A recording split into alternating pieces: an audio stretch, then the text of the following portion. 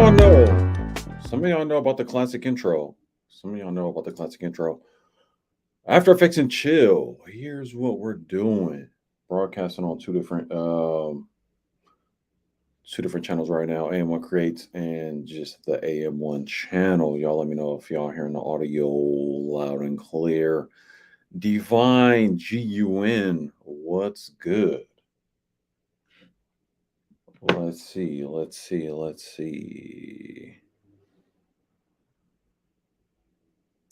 Hold on one second. And I deal with a text message from one of the homies/clients. Shout out to my guy Tyson Amir. I'm working on his project right now. Divine Gun, I appreciate that. Let me see. It's always something. It's always something. The client work never stops, and that's how we like it. Staying productive. We're about to get into the After Effects. We got these things going on right now. You already see what it is. We got this logo reveal build out. This is for a Foothill Community College over on the peninsula, Bay Area, California. I'm about to animate this logo, and I'm gonna start it over from scratch and kind of show how I'm gonna assess this and kind of break it apart. I did one of these for shot the recap video, shot the video for the graduation commencement ceremony, all that, and I want to come back with something, I guess, different. Well, definitely for sure different this year. I mean, the logo is different in and of itself, and I kind of already eyeballed this. I kind of cheated and got ahead a little bit, but we're gonna get into this. But let me see. I want to reset it a little bit because I already did a little bit of some of the things I want to do here. Let me see. I'm gonna ditch this and reset it back to how it was. And let's see. Let me look at a couple of things here.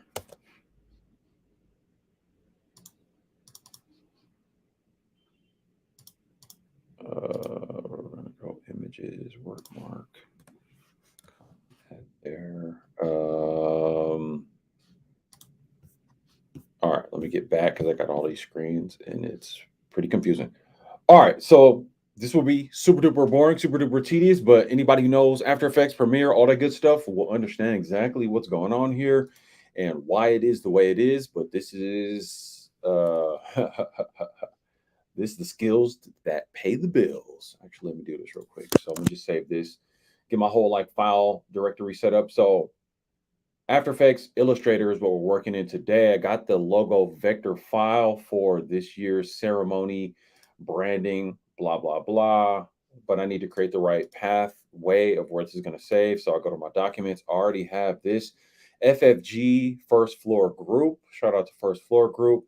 Foothill Commencement 2023 build. So I need to, create the file directory, the path of where this is going to save because I'm saving it as.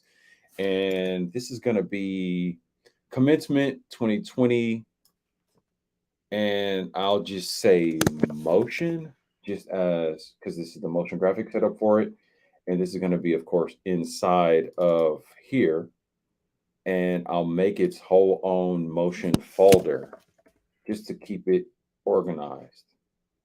So commencement 2023 motion is going to go inside motion inside of FFG commencement 2023. And here's After Effects chilling. Nothing here yet.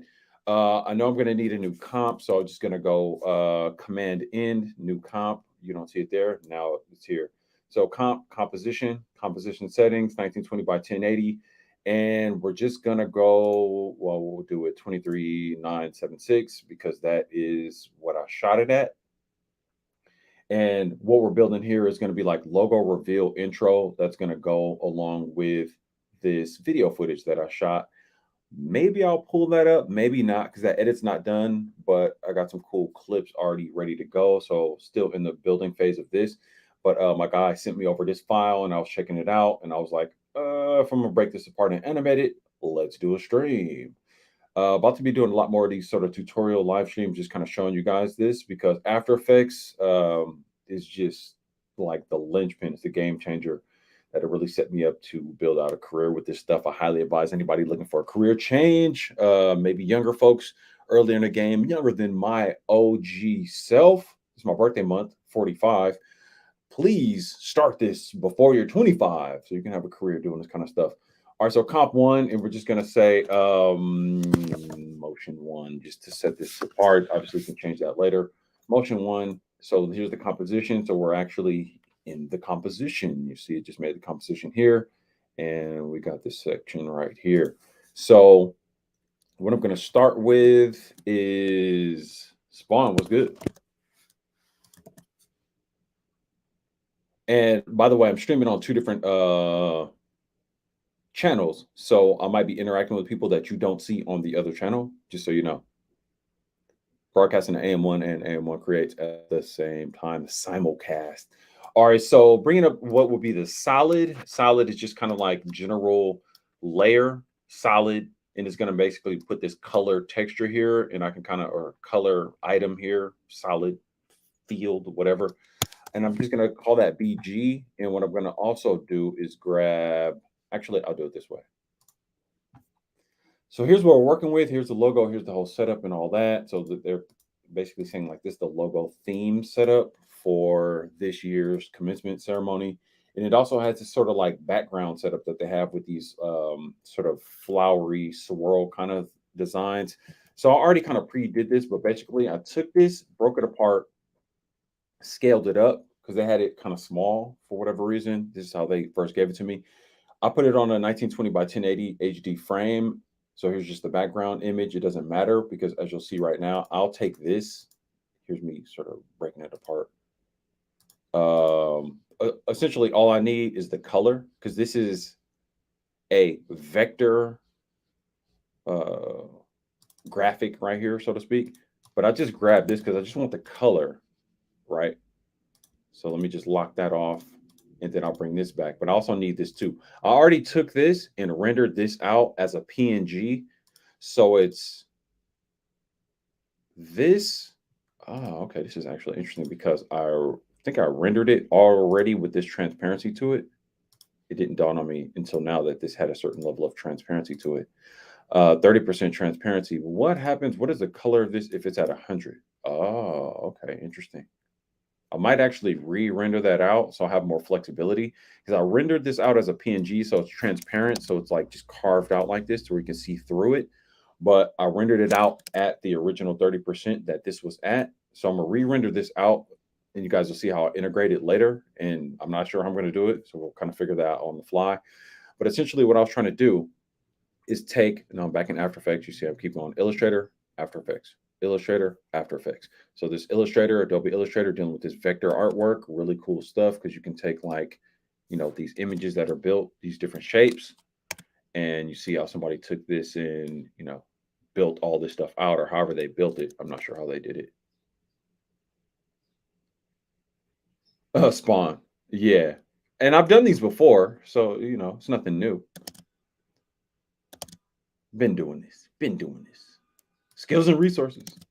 So yeah, Illustrator, Vector is dope though, right? Because you can take this and you get the handles and whatnot, and you kind of bend everything. And I'm bending it all around like that. Then Command Z, snap it right back. It's just undo. But I'm gonna re-render this out. But the main thing that I was showing right now, because I wanted to capture that color of that and then recolor it, solid settings, and recolor it that. So now my BG background layer is the color that we're working with relative to this particular background over here. And that's their school color. So, is what it is. Makes perfect sense. So what I'm going to do here is go to this transparency. Like I said, I exported this already, but with this transparency to it, but I want to take this to the max.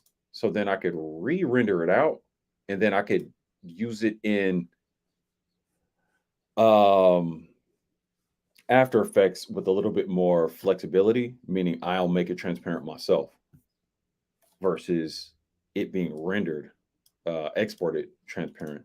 So let me see. Let me go find it first because swirl.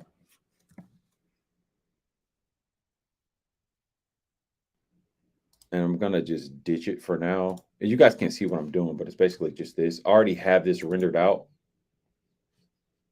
like this, but it already has a transparency to it, but I don't want that. So I'll just move to trash, and then we'll go here. Let me just move that out of the way. And export selection is already selected. Export the selection, and it's gonna go where it needs to go anyway, so that's fine. And it just name it what it was already named. Whoa, commencement. Swirl 2023, and we'll leave it like that. Export, bam. So it just took that, dropped it right back in the folder, and here's a swirl. Cool. So we got it there without the transparency, so it's more solid. And I just did that. So now when I take this and put it in After Effects, as you'll about to see in a second, I just have the flexibility, and then I reduce it back down to 30. So here's what I'm gonna do. I'll create here, just as I'm sort of teaching this, keep it real tidy, new folder. We just want folders, right? Because it's gonna be images, and then I'll have another folder that says music, and solids is already there because when you make the solids, it already makes a folder. So it's just referencing this particular background solid in solids, then music, images. I'll put images here because this is stuff I'm putting in here. And I'll put that in images, and that is this, the thing I just exported that I can't see, but it's there. Okay, so this is interesting because it looks like maybe there's a color space shift because they're the exact same color. Very interesting. Let's see. So this is the kind of stuff, right? Because here's what it is. I'm working with files from the client. I didn't design this stuff. Marcelino Rosario, what's good? We in here, After Effects. Yeah, that's wild. I'll be doing these After Effects streams and actually have people in here watching. It's amazing. It's amazing because this stuff is super duper boring. But man, if you're interested in a career path, this stuff will change your life. No joke. It did. It did for me. It did for me. Let's see here. So, so it is the same color. So this is interesting because when I do it this way, this is acting like it is not the same color. So we got to fix this. Again, these are files from like the college. Like I didn't design this. So that's part of the game. You got to overcome certain challenges when you didn't design it. It's like, what are you giving me? So you gotta, we shall overcome. I mean, is what I'm saying. But let's see. So here's what it is. We got this dope like pattern sort of thing they have set up, but then we have the background, and as you can see, or you can't see, they're the same color because that's on top of that. You feel me? That's on top of that. So of course they're the same color, so you can't see the difference. But this is interesting, right? Because let's see. Hold on, you guys can't see what I'm doing because it's on this other screen. But so I'm going to the solid settings. So I'm just focusing on this red thing right here. And this would go a lot faster. I'm just walking it through for the sake of showing y'all how this works. But basically, here's the color we're dealing with, right? And if I hide this, get rid of that because we're already done with that. Click here, grab the color. It's that same color. But as you can see, when I have it here, it doesn't look the same. And even with the transparency, I don't want to confuse y'all too much because I was at like 30%. Very interesting. So it is a matter of that they built this in CYMK and After Effects is in RGB. So that is not that big of a challenge, but we got to create some kind of separation, right? So let me think about this. So we gotta sort of fix this on the fly. So here's what I'm thinking I might do is just go lighter, a little bit lighter on this one. See, I'm going lighter, and as I go lighter, then you see how the other color shows through properly, right? But let me do it this way. Since that's CYMK and it's rendering like this, CYMK is just the different sort of color space versus the RGB. And I don't want to get too in the weeds with that. But here's what I'm going to do. I'm going to take how this is rendering in the color CYMK color space right here. It's rendering the red a little bit different, which it doesn't seem like it should be doing that, but that's very interesting. But we gonna make it do what it do. So what I'm gonna do is just grab a screenshot of exactly how this red looks. Then I'm gonna go to After Effects. I'm gonna grab this screenshot of how this red looks, bring it into After Effects, and see if I can color match it that way, and it will work. So then I come here to the background itself, because you see it has that little bit of the off color. That's how it was rendering over here, right? You see the difference in the color red. So we're just going to use that red. So we go to the background, go to the options, and then we're going to use the dropper tool.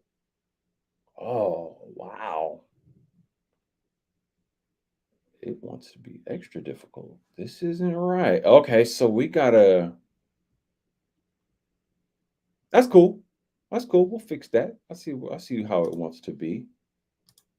I see how it wants to be, but that's fine. So we're just gonna match everything exactly. So here's what it is. Here's what happens when you didn't design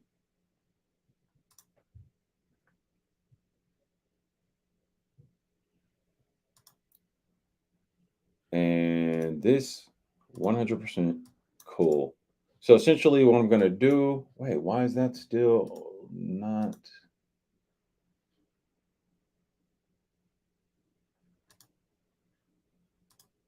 Uh-oh, something's not right. Oh, because it has the transparency and the multiply. No, there's still something wrong.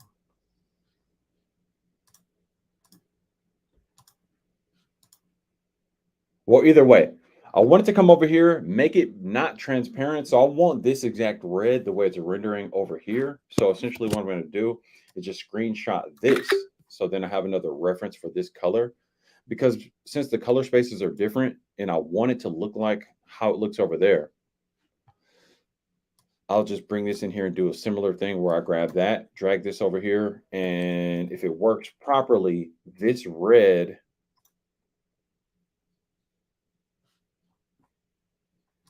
I'm going to use a fill for this because this is a PNG. So there's that red there.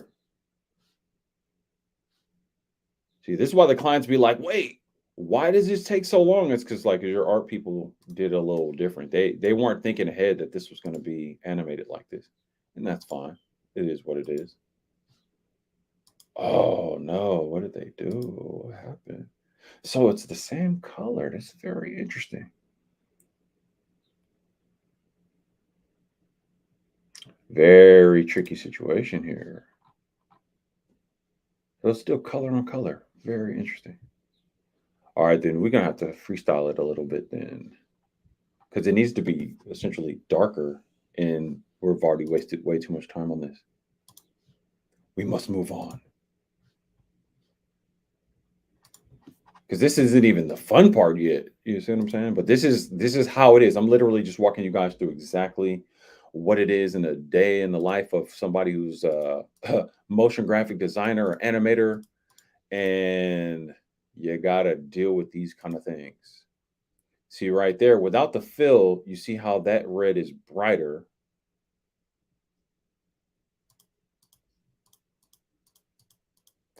All right, let me think how I want to do this. Can you do music visualizers as well? Yes, absolutely. Complex, what's good? And yeah, just for anybody new coming in here, some of you guys are watching on the AM1 channel. Some of you guys are watching on the AM1 Creates channel. So I'm interacting with and speaking to people. You guys might not see them in the chat. It's all good though. Simulcast on two different channels. All right, let me try something real quick here. Let me see.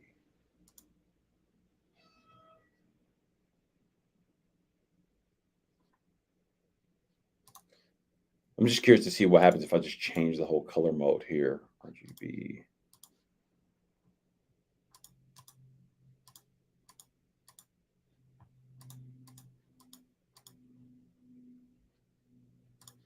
This is not behaving properly though. This is very interesting. Can you do music visualizers? What kind of question is that, man? Of course. You can do anything. You can do anything.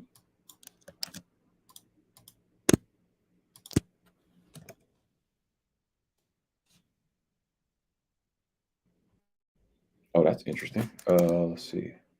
Go out of there. I'm trying to fix this problem real quick because it's doing something weird, and I kind of don't want to bend too many rules with this per se. Let's see. Okay. All right. Let me bend the rule real quick.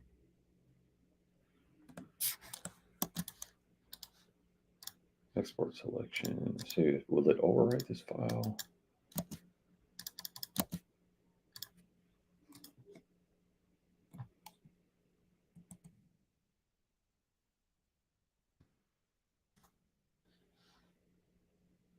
Oh wow.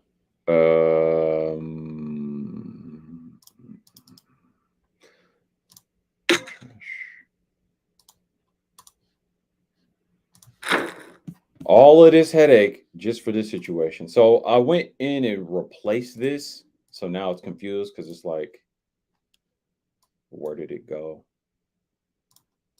But let me see. So I'm just showing you guys what happened. So what happens is I went in and deleted the other version because I just made a new one. So right now After Effects is like, wait, where did that file go? So I'm clicking on this one here where it's letting me know this is the file that's missing. So I'm going to replace the footage, file, and documents. And we're in FFG commencement. And we're in images. See, when you create your path, you know where you're at. And the swirl at 143. So I'm telling it to use that one. And it's still doing something weird with the color setup. And let me see though, because I changed the color space. So let me go back and see if I can get this right. Because the color should change up a little bit versus RGB, because I changed it to RGB versus the CYMK. So I'm curious to see what's going to happen. The designer did not have it in mind that some motion graphic guy, nah, still saying the same. So we gotta have to freestyle it a little bit, but we'll sort this out. These are the challenges. It's not that big of a deal, but I'm just walking you guys through it because this is the kind of stuff where normally I would just fly through it and be like, let me see. Because I want it to be as accurate and as on brand as possible to the school's, branding. They went through the trouble. I mean, it's literally their school branding. Solid settings. So I'm just trying to double check and see. So there was a slight change, but it's not. So that's interesting. So the CYMK versus RGB did have a shift, but either way, we're gonna just do it like this. Fill.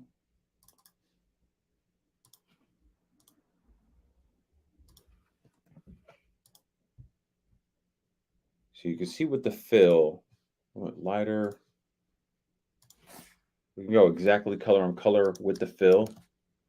And then we're just going to freestyle it and go darker because that's ultimately how our eyes are seeing it. So we just got to kind of,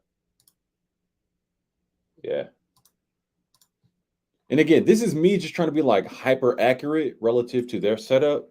And it didn't even have to be all that, but that's what sets you apart doing this kind of work, just your level of attention to detail. This is stuff that most people wouldn't even notice, but you want to be that guy. You want to be that guy while not taking too much time. So here we go. We got the little swirly flower things in there. And this is cool. So at some point we might use that later, but either way, this is part of what they have for their whole commencement thing this year. So we're going to honor that. We're going to rock with that. And while I'm at it, let me see. Just curious because I might do this later. So right here's the resolution. So you get it on full resolution all the way down to quarter resolution, and that just changes how well you see it, like the pixelation here. So if I put it on full, you'll see it kind of snaps up. And seeing it on YouTube, yeah, I guess you guys can kind of see it. But as we go closer into the pixels, you kind of see the resolution. But when you zoom out like that, then you see it's pixels. It's pixels, right? You can understand how pixels work. All right, so let me do this real quick. We'll make a new solid. Black. And I might dish this later, but here's what I'm doing. Just basically create a little vignette kind of border around this. And I'm not sure if I'll use this later, but I just kind of want to play around with it just to keep it in mind now. But I'm basically making the little vignette. So I'll put the solid over everything. That's what's going on here. It's on top. These are stacked on top of each other layers wise, right? So then basically just kind of make the vignette like this. I'm basically drawing a mask and putting it, whoa.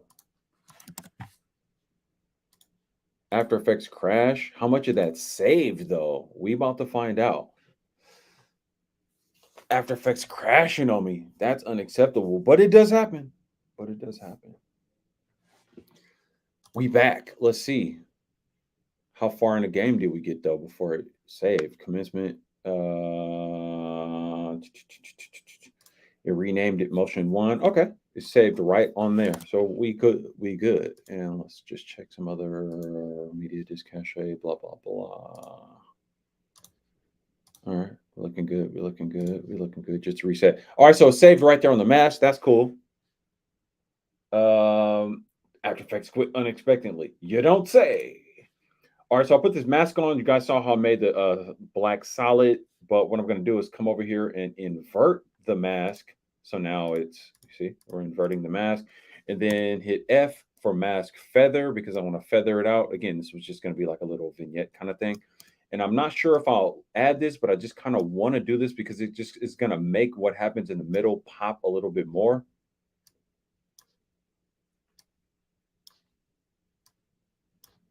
But I might not use this later, but I just like the separation that it creates right now as I kind of build out this other situation. And cool. So I'm gonna leave that like that for now. And then we got to get back over into Illustrator. So I'm gonna ditch that right there for now. That was just the thing we got over into After Effects already, so we don't need that anymore. That's just part of the whole like little logo build out thing. Let me hide that. Let me hide that one. Here's what we're gonna be working with. And let's see now. So we got this whole thing, and there's a background layer to it as well. I already rendered out this background layer. So let's go take that into images. So I have it here. I'm gonna put it right there. You guys see it, put it in images, well, out of images. So now that we have this background stuff going on here, when I take this logo BG and drop it in there, whoa, okay, so it rendered out big, which is good. So then I can scale it down. And first of all, since I just dropped it in there kind of willy-nilly, I'll use align it in place. And then this part is important right now because I'm going to scale it down. I might have to redo this, but we gonna see. Or I might just send this over. I'll probably end up redoing this where I'll send it over just as a vector anyway.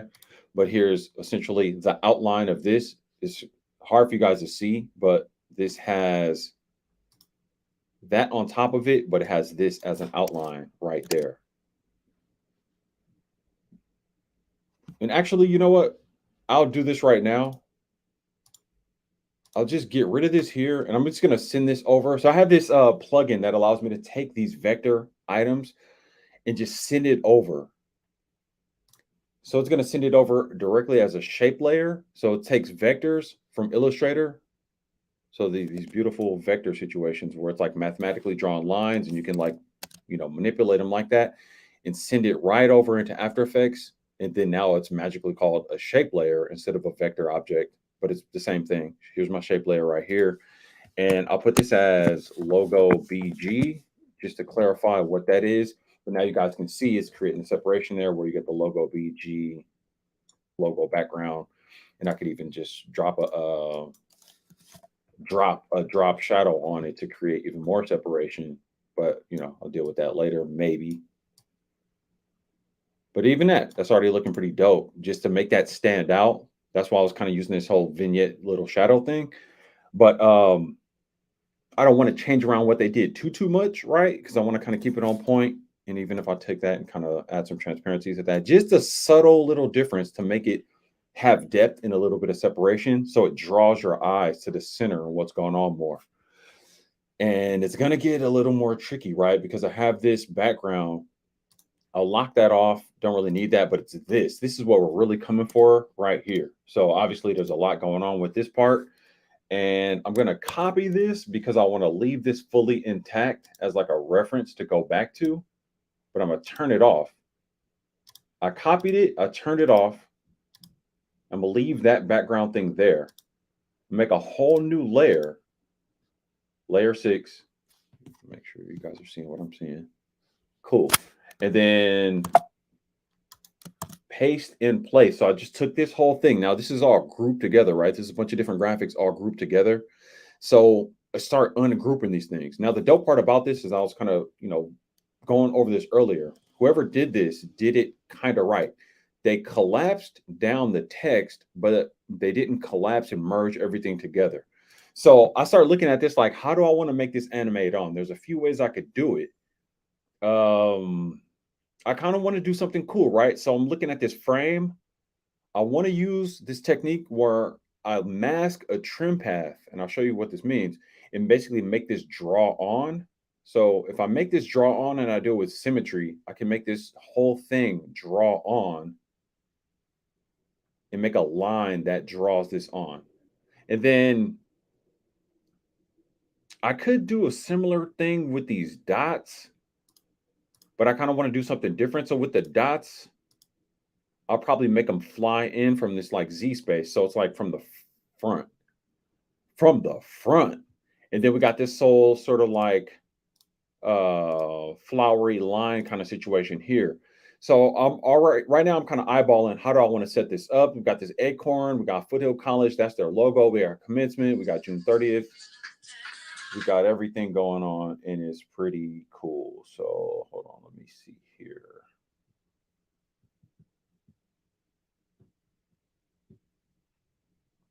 I would be doing a stream with music, but I'm not doing it with music because I'm going to take this and add music to it later.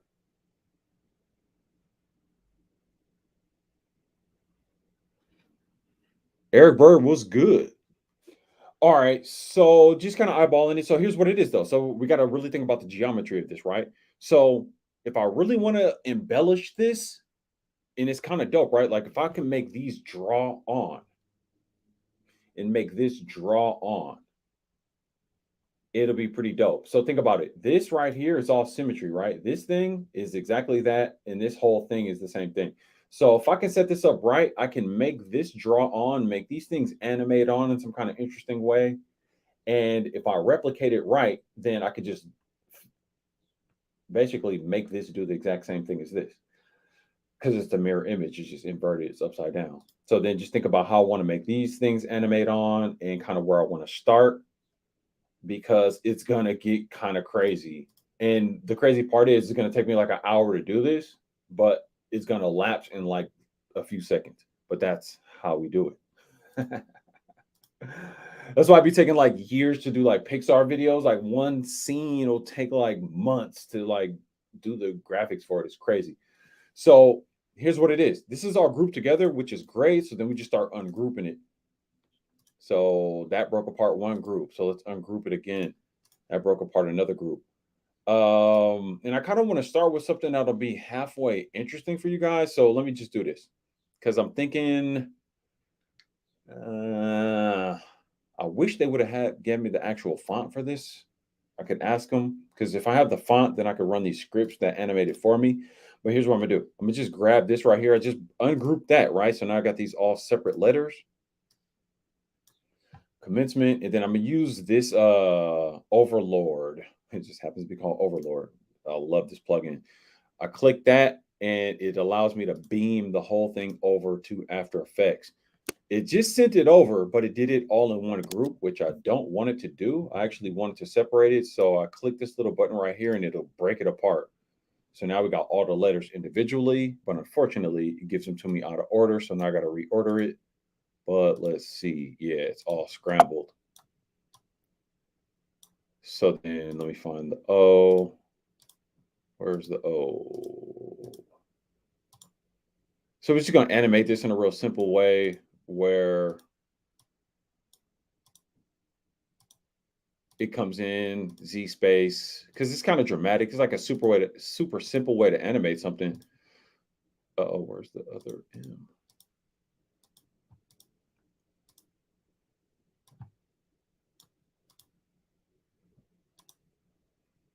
I mean, you would think that this would put everything where it's supposed to go, but I'm not going to argue with it because it is doing a lot of the work. If you had to like do all that, and I've done it, if you guys realize what I did, I just sent this whole thing over. All right, M E N. It is kind of annoying to be honest, but where's the C? Yeah, knowing that I have to do this, but at the same time, I can't be mad because, man, to not use this would take that much more work. NCEM, no, EMENT. Okay. So I'm starting with this. This will happen like last when we built out the whole reveal. But I just want to start with this so you guys see something, right? So it's like some kind of gratification, delayed gratification. So I have everything highlighted right now, and it didn't give me all of my look at these like anchor points. You can shift these around, but right now all of the anchor points, yeah, look like a label you put on an artisanal product. Exactly. They will kind of wanted that, that vibe. And it works, it's for college. But you see, as I click on each of these, you see the anchor points are like in the center of each letter. But one of these anchor points, for whatever reason, the script, the plugin that beamed this over for me, it didn't put them right for the O.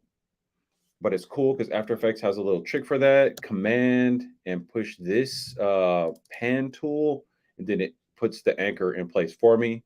So now I got all the anchors in the center, and that matters because I'm going to make these animate in a 3D, like a fake 3D environment.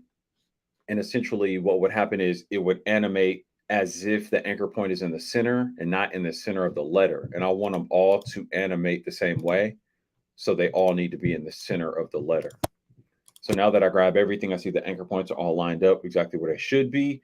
So here's what we do. Animation is basically based on keyframes. You're going in positions, right? So right now it's in its final resolve position. So that's where it's going to end up because you want it to ultimately resolve into this.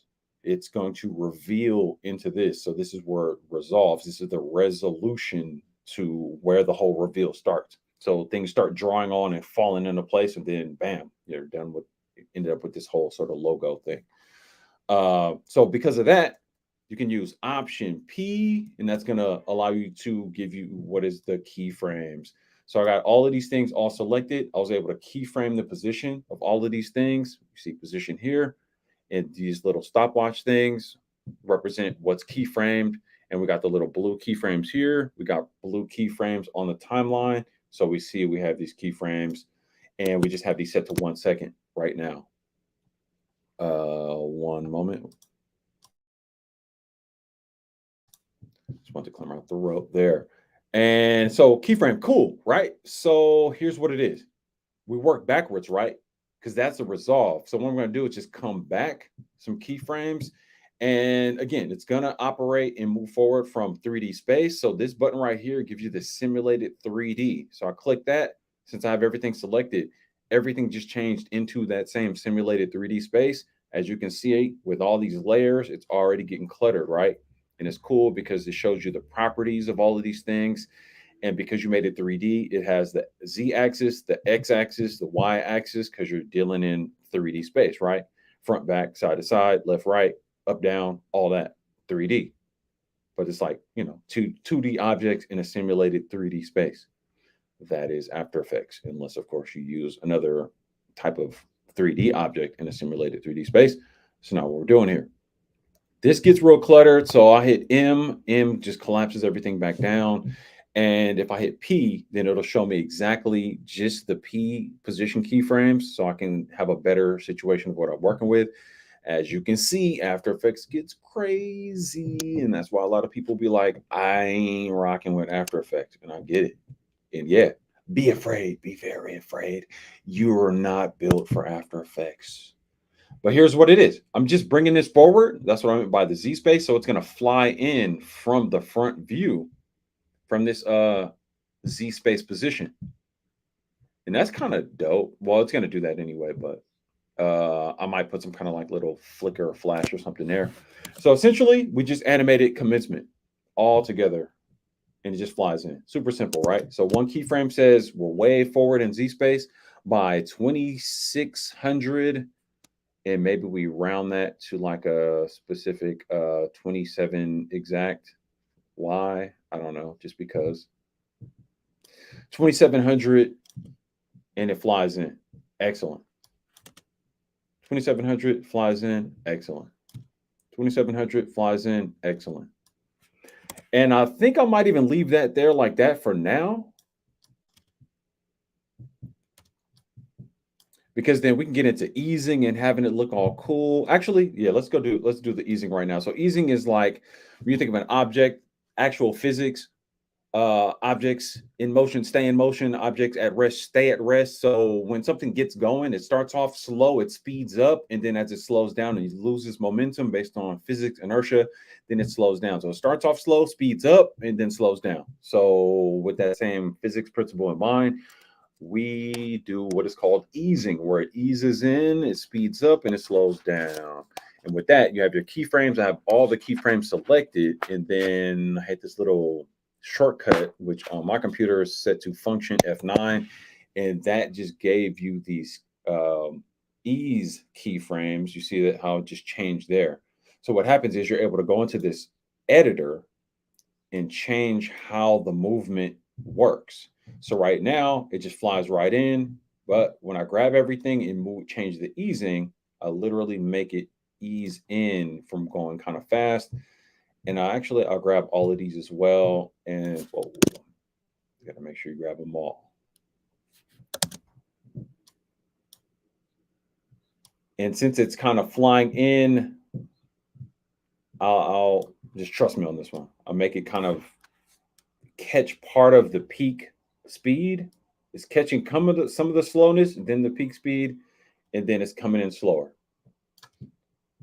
Yeah, see that easing right there just changes the whole game. Just those subtle things. It's hard to notice, but by the time I finish all of this, it matters. Trust me, it matters. And actually, I'm gonna grab that and ease that a little bit more, because that's all happening in a second. 1001. Perfect. I like that.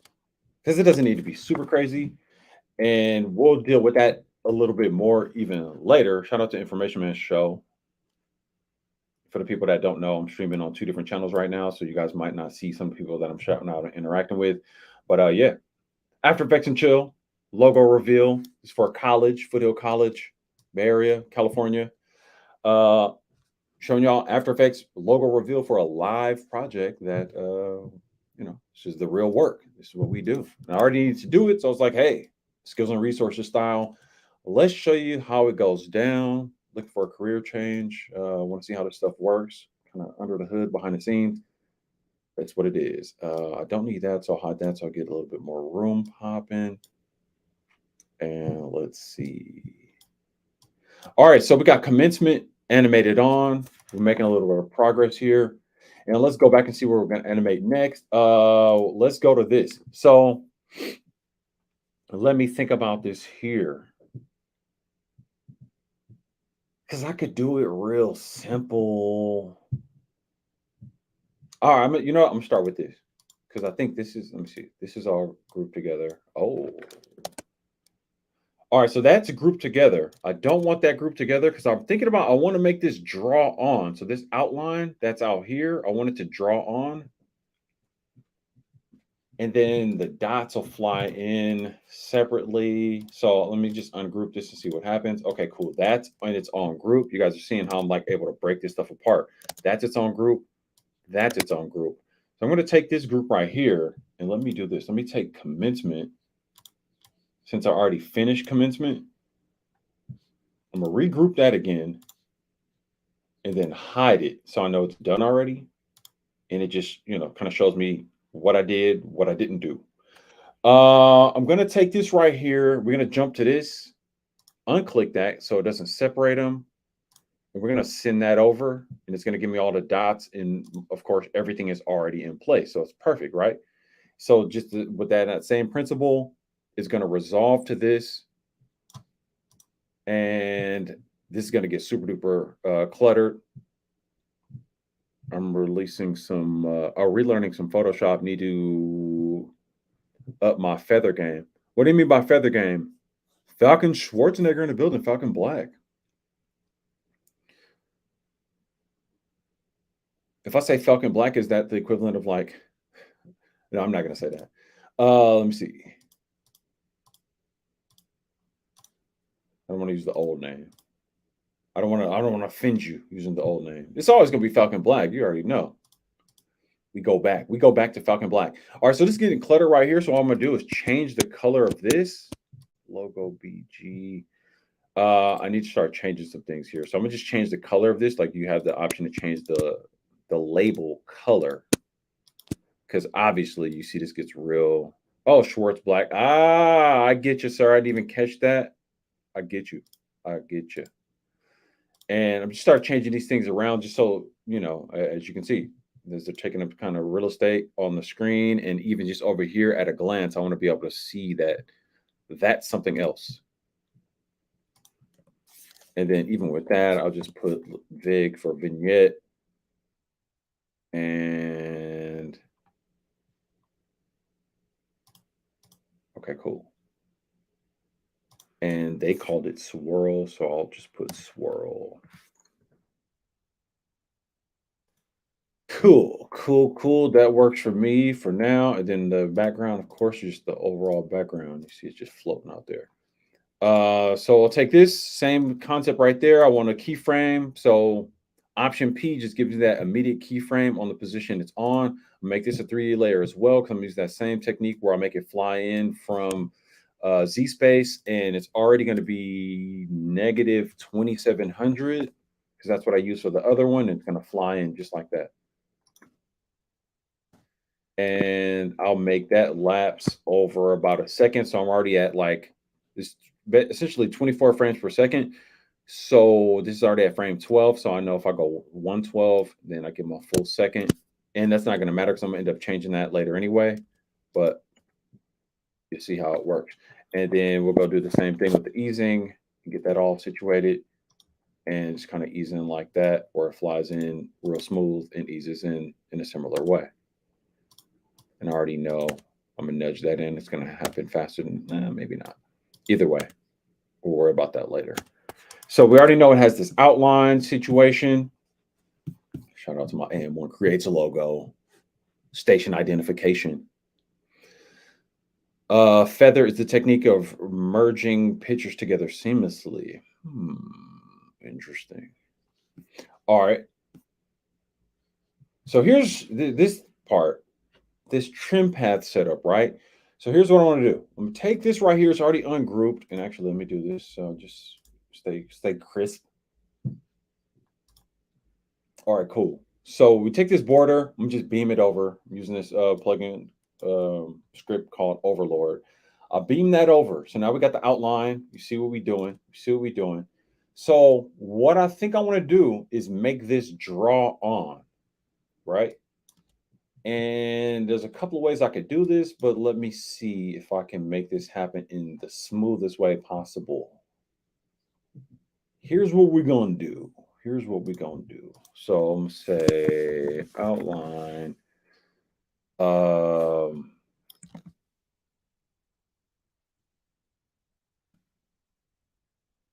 Starting to get it cluttered.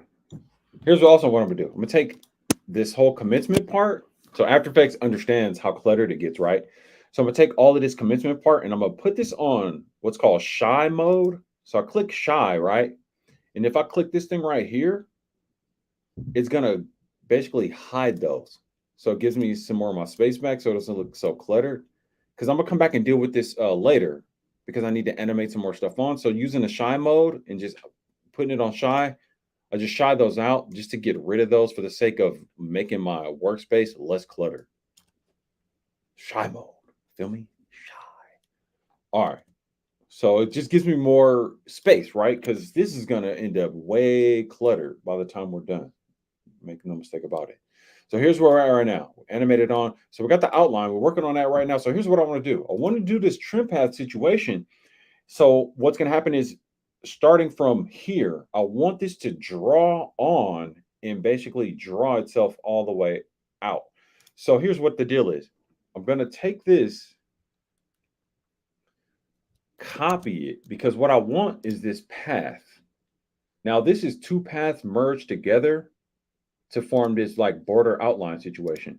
But this is essentially two paths. There's the outer path, and by path, I mean that's the path. And then there's the inside path. They're merged together.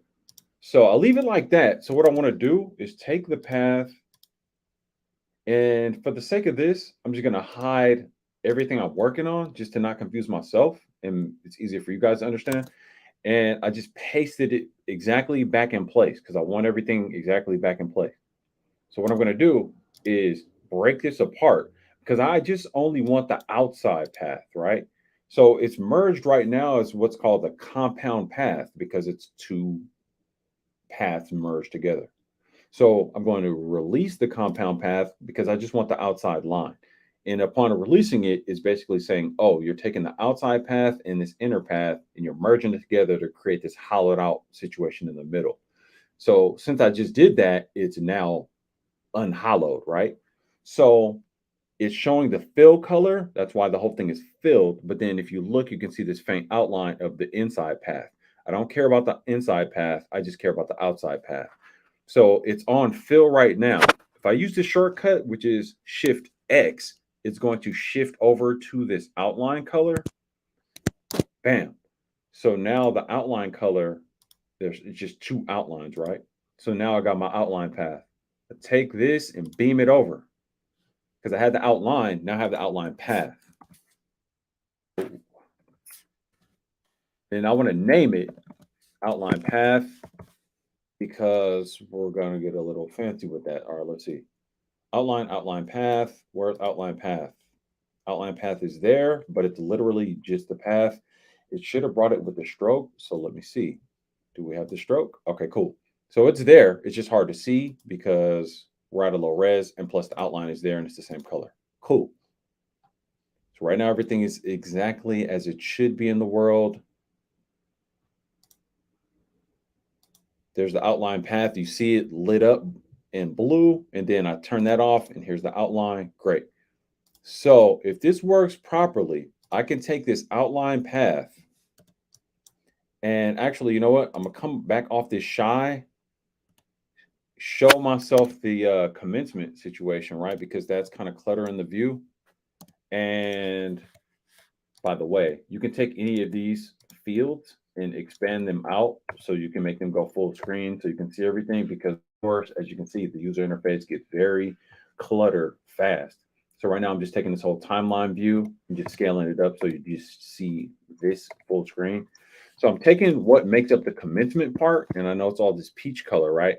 And I'm taking this eyeball and just turning it all off just to hide it because I don't want to clutter up what I'm dealing with. And then I just hit this little accent button, which obviously can't see my keyboard, but basically scale it back or make it to where I see all of my panels, and then go back to shy. Bam. So I'm just tidying up my workspace. So again, I'm just focusing on this outline and this outline path. And I'm going to go to the stroke and widen this, right? So here's the thing. These are the same color, and I don't necessarily want it to be that. So what I'm doing here doesn't matter, right? Because I'm setting up this trim path to draw on, but I'm going to use this as a mask for what's beneath it. And if everything is set up right, it's going to essentially draw itself on, but what it's really going to do is just reveal what's under it. And you guys will see it. It'll make sense in a second. So the color of this doesn't really matter right now. So what I want to do is just change the color of it to something that just totally is off, just so it gives me more contrast. And in fact, it might be easier for me to just turn all of this stuff off. Wait, where's the logo VG? Turn that off. Basically turn everything off because I don't need that. So here's what we're trying to reveal. And then there's the path just for the sake of creating this mask reveal situation. So let's see. We have the path. Then we're going to go to trim path. Now, this is one of the most powerful things that you can use in After Effects. This trim path thing is super simple, but you can do so much with it because you can animate these lines. Trim path means animated lines. So just to clarify that. So here's what it is. This whole path is merged together. So we're going to see exactly how this plays out because I usually don't do it like this. So we're going to see how it works.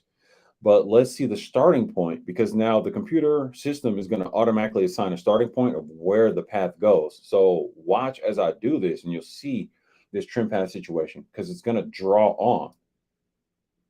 See what I'm saying? So we see the starting point is there. I don't want it to start there, but you see where I'm going with this, right? It's going to draw on. I don't want the starting point there. I want it to start up here, but we're going to change that and it gives you a way to do it. But essentially, I'm going to leave it like that just so we can see the difference because that's ultimately where we're going to reveal. It's going through a whole lot of trouble just to make this thing animate on, but that's what sets you apart as an animator and that level of detail. Your clients see that kind of stuff and they see, oh, wow, you go way out. And this is how I've been doing work with this particular client and this college that he's doing work for years now. And this is how we stay in business and keep it moving. All right, so here's what it is. It gives you this offset option, right? You see here, offset. I know it's super small. Sorry about that. It is what it is. Eventually I'll do these where I could like zoom in on it. You guys will be able to see it easier. Like, but I got to use a different kind of software like OBS or something like that. But I'm using offset, so it lets me offset the starting point. So I want the starting point there, but actually, I got to think of this in whole different terms though, because what I really want to do. Ooh, I forgot about this part too. So since it's one path, I have to think of it in terms of starting from a center point and ending at completion, right? So here's the start and end. So essentially what I got to do is go 50 here, and I think you would go 50 there. Then it becomes a matter of, I mean, the offset point is now hidden because you can't see anything. But let's do it this way. I hit this stopwatch to keyframe it to say there's nothing there, right? So that's how the reveal is going to start. And then as I go down to 0 here, it's going to draw on. And as I go to 100 here, it's going to draw on, right? So starting at 50 and then it's drawing on, you see? So I have it going in both directions to where it's 0 and 100. So now I see that the starting point is there. So what I have to do now is shift the starting point and get it to where it's in the middle. Which I pretty much just did. And I think basically if I put it at 90 or if I put it at 0, it should do it. Let's see. We shall see. So, oh, okay. So it's going in degrees. Okay, that's pretty cool. I usually don't do a situation like this. Oh, so 90 is that way. So then negative 90. Perfect. Okay. So basically, there it is right there. It draws on directly from the center. So even if it's since it's already keyframed, it's already animated. So it draws on. And I can change that like this so you guys can see it better. I was using red, but I'll make it orange, whatever. just so you can see the difference.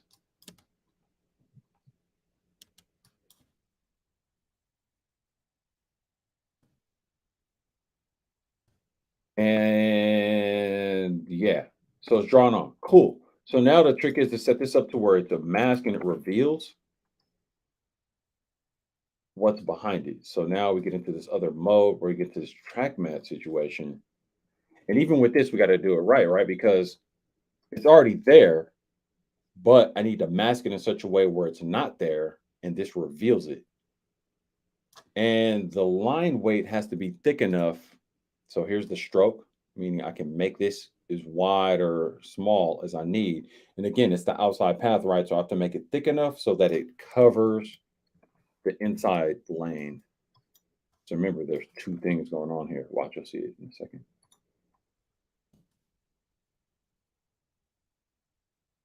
See, I need to make it wide enough so it covers everything, and you'll understand why in a second when I do this track mat thing. All right, so track mat, there's the path. So there it is right there. It's already ready. So the whole point of setting up that trim path and that other cut, the other orange one on top of it, was just to make this draw on, because I knew I was going to use this alpha track mat automated mask situation to make this draw on. And since the keyframes are already there, you see it draws on. So it's basically showing like a reverse of what I drew on. So the whole thing reveals on. A crazy long way to go. Obviously, if I wasn't doing this kind of tutorial style, I could have just blazed through it real quick. But the whole point is I want to show some folks how to do this. So there it is. The border draws on. The border draws on. All that just to make the border draw on. And let's see, I'll go.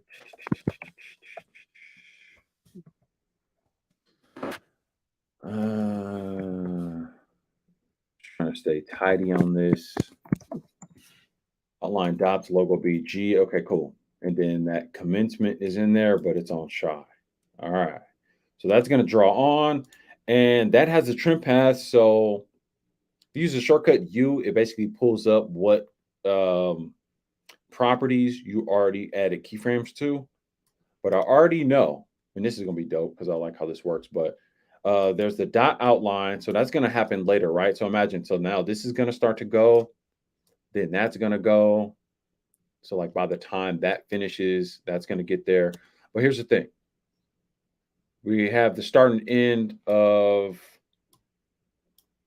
this draw on outline, and then we're going to do the same easing situation too. So this was going to be dope though, because this one definitely can start slow, and then it's going to get fast and start slow again. And it's going to look really cool with that outline since it comes out of nowhere and then draws on slow like that. And then make that, because that's already over a second and a half. Well, we'll play with that later too, as far as the timing on it. I already see. I think I want this easing to be more slower on the resolve side. Yeah. Devin D, what's going on? Business Talk with K, what's good? What's up? I'm here to learn. Yeah, so this is After Effects. Red Sings the Blues in the building. I need this. Man, I should have texted this to you. Shout out to all my guys that are, showing interest in the video motion graphic work. About to really do these, like I told you guys, I'm gonna do like the sort of like private tutorial coaching group. Getting enough interest in it. So it's like if I take the time to set this all up, because it takes a little bit of front loading to set this all up. But if guys really want to rock with it, we're gonna get into the skills resource element, because man, especially for guys younger than myself, hey, you can change your life with this, especially with motion graphics. I was just talking to the young homie. He's 21, and I'm like, man, get into this stuff now, so you're not really, killing it in the game out here at 45 like me. Shout out to me because it's my birthday month. I'm about to hit 45 later this month. Devin D said, just starting, so I'm an hour behind. It's all good. I mean, I'm gonna leave this up on the other AM1 channel, so you guys make sure you guys are subscribed to the AM1 channel. Let me see.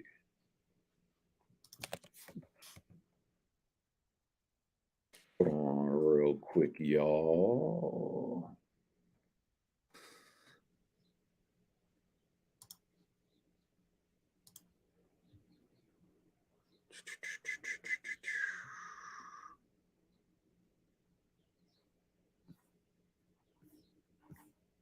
I thought I had a link to it. Somebody, if you can, grab a link to the AM1 channel.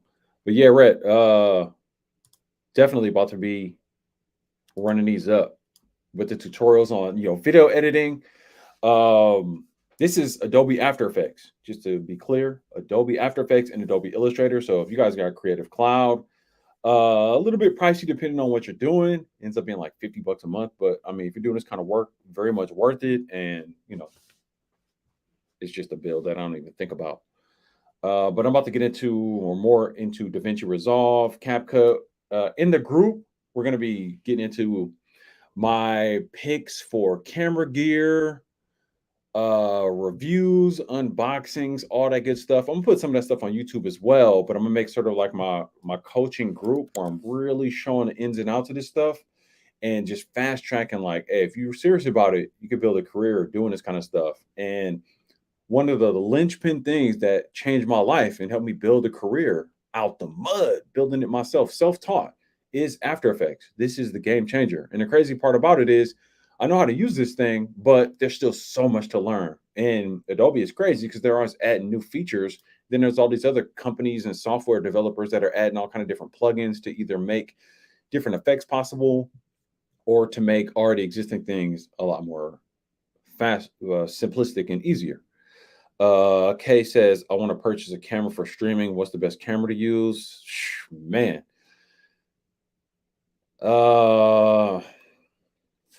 That is a tricky question. That's a tricky question. Because do you want a camera just for streaming? Or do you want to think future proof? Because what if you want to take it out and about? What if you want to go use it to shoot some other kind of content, right? So I suggest don't think just in terms of streaming, right? And then with that, what's your budget, right? So there's a few more questions to be asked. It's like I had to do a whole stream / video on sort of my picks for that. Like that's a whole video to break a few things down. And it's like use case, right? Use case relative to what you're ready to invest. You see what I'm saying, okay? All right, so we got the outline thing, and then we got the other little dots zooming in. I kind of want to animate the dots more, but that's crazy, crazy, crazy. But that's cool for now. And then we got the commencement thing, already did that. So we'll leave that alone for now. And let's go back and see what we're dealing with. So turn some stuff off. So let me go here and just stick to what I was doing. So I'm gonna turn that off because I already did that part. June 30th, 2023. Alonzo, what's good? And what do I want to do with this? What do I want to do with this? What do I want to do with this? So literally right now, just making something out of nothing with this animation, hour in, this would go a lot faster if I wasn't like showing you guys how to do it. Because part of it is me, talking to you guys about how I'm doing it. If I was just breezing through it, listening to some music or whatever. Or in some instances, I'm on YouTube, listening, interacting with people while doing this kind of stuff. That's how I'm able to do it because I work for myself and I work from home office, no commute. Feel me? It's not bad, not a bad life. All right. Oh man, that's like I want to go extra crazy with this. And maybe for the sake of this tutorial style, I'll do it because we just went over trim paths, right? So if I use some other like mask tool, actually, I think I will do it like this. I think I will do it like this. So let me ungroup this. And then I'm going to regroup Foothill. Oh, it's already grouped. Cool. Okay. The designer set it up pretty cool. All right. So Foothill College. If I set this up right, I'm going to make this little acorn reveal Foothill, and it's automatically going to resolve in place.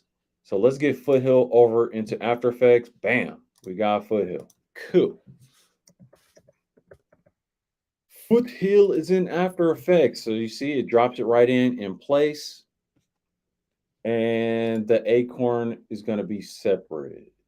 So we beam that over. All right, so now we got Foothill and we have the acorn. All right, so here's the deal. Alonzo says, hey, man, don't talk to me about not having a commute. I have to walk all the way to my living room from my bedroom to work. Alonzo, I'm gonna need you to stop stunting on people. I'm gonna need you to stop stunting and flexing. Um, yeah, financial advising from Alonzo Hall. Get with him.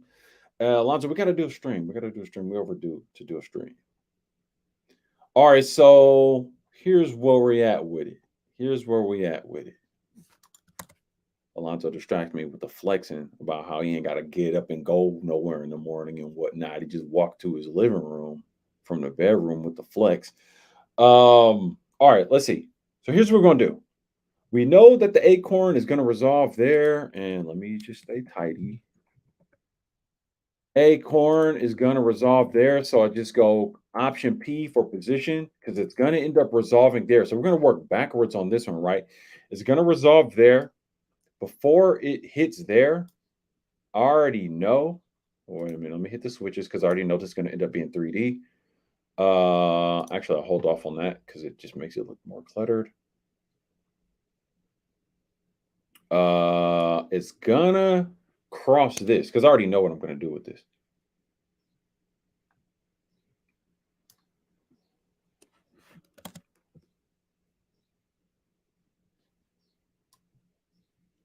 So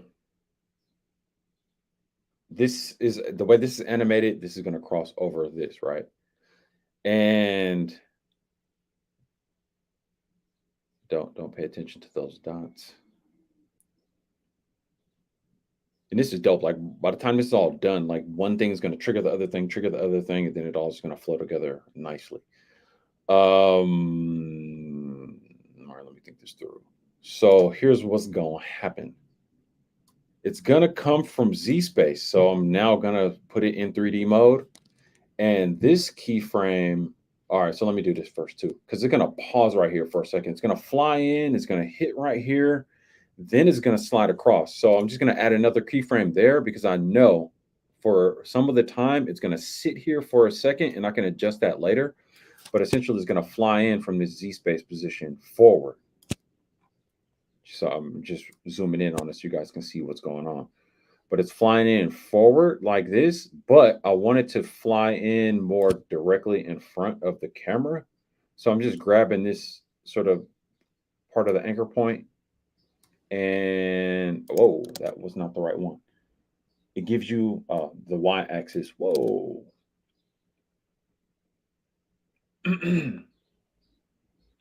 Y-axis, z-axis, z. Z is the pull forward and backward, but the Y is rotating. Why is it rotating? That's weird. All right, well, either way, I'll just do it over here.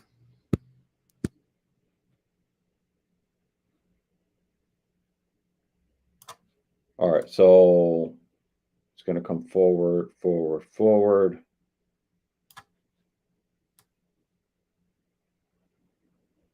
So it's going to fly in like this here. Oh, that's pretty fast. It's pretty fast. Yeah. Yeah.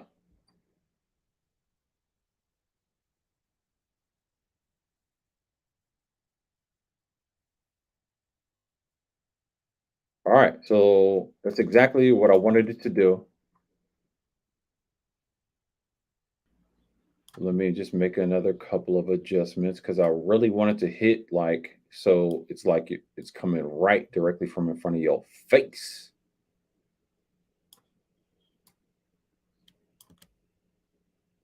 All right, cool.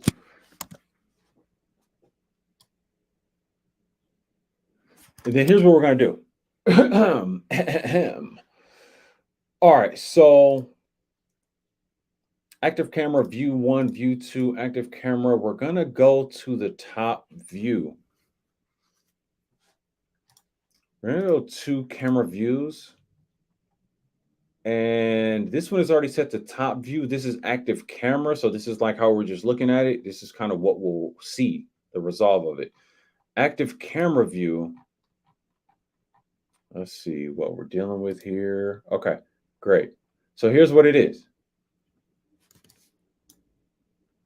This is showing me this particular acorn thing, because mind you, these are 2D images, right? So it's showing here's what's going on, here's what we're working with, but here's the trajectory based on the keyframes of where that acorn is going. Now I already know I want the acorn, instead of it just flying straight over there, I want the acorn to kind of swerve a little bit. I need to get it swerve on a little bit. So let me see how I'm gonna set this up. Because it has these little handles in here. And if I get it just right, I'll be able to make it swerve from left to right.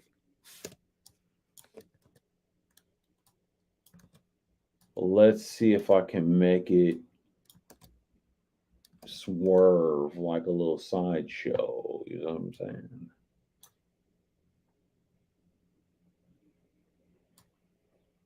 There we go. I think that's the anchor point that I needed. There we go. See, I make the path bend like that.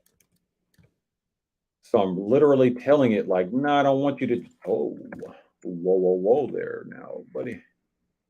I don't want you to just fly straight back.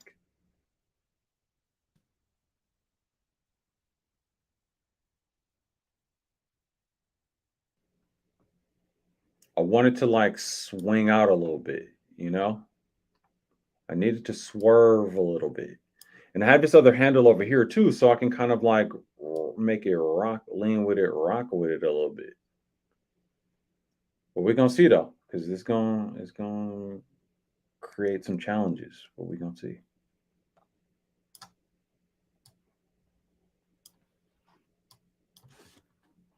Hopefully it's worth it. Man. See, here's the crazy part, right? So I can like animate this and kind of make it move in the top view. So I see the trajectory in the top view, but then I'm able to see like what's actually happening over here.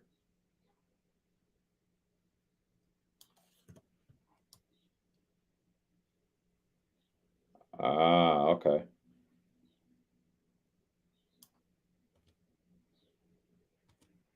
Whoa.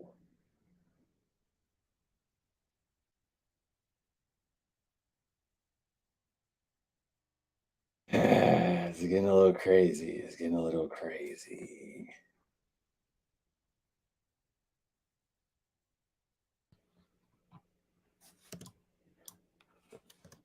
It's the details. It's the details. Trust me, the details matter. But to be honest with you, this is already kind of getting on my nerves to the point where it's like I don't want to bother. I'm gonna be honest with you. I'm gonna be honest. Because it's just doing a lot. It's doing a lot of extra.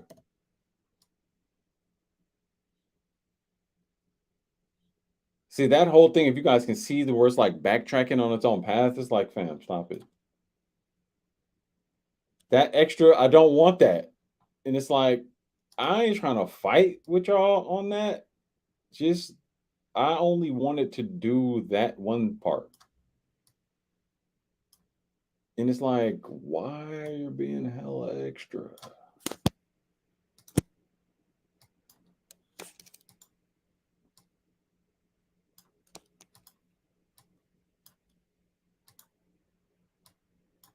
Ah, okay. I don't know. I don't know if that's gonna work, but we'll see.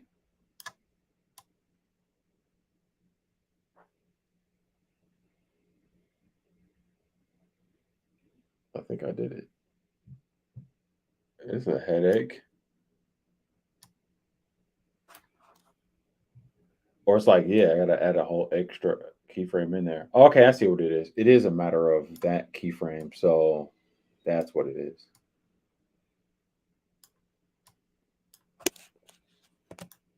I can't lie though, I do feel like giving up. I do feel like giving up. Let me see. But the effect will be dope. Because I've done this before, but as you can see, it's tedious. I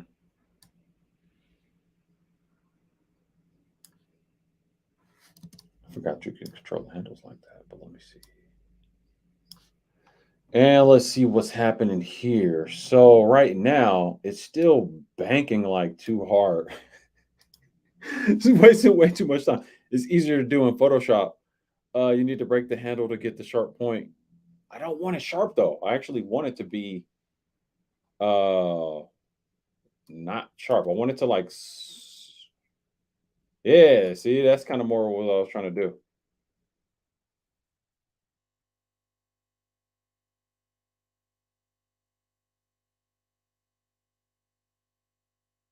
Yeah, pretty much did what I wanted to do. Now I just gotta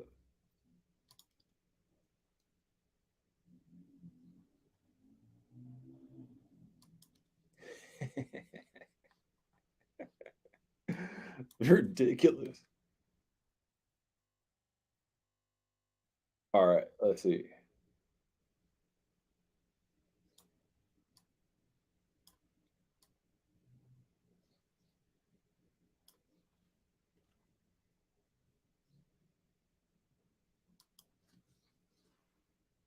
Okay. I mean, yeah, yeah, okay, I see now. Exactly. You see what I'm saying? All that just for that, but trust me, you gotta stick to it, you know? You gotta believe in yourself.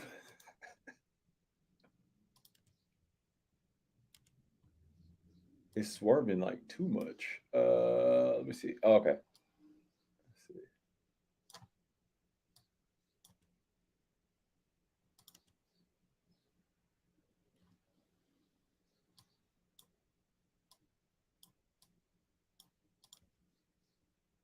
Yeah, there we go.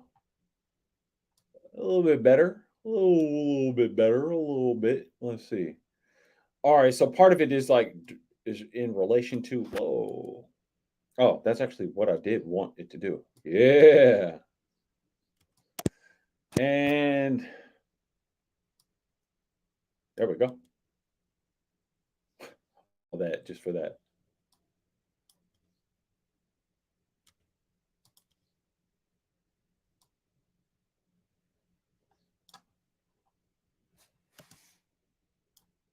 Because I don't have a camera here, so it then becomes a matter of like I think that's the basically is saying the plane of where it is.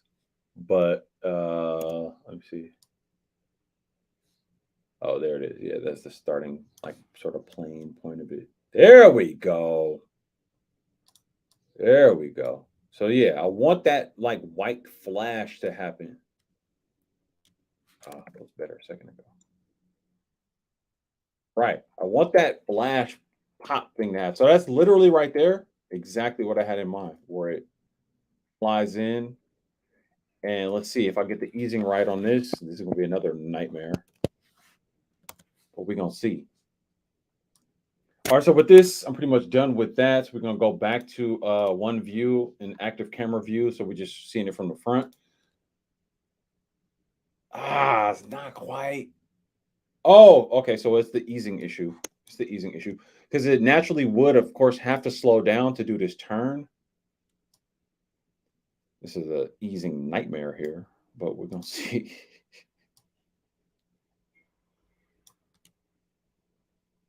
Ugh.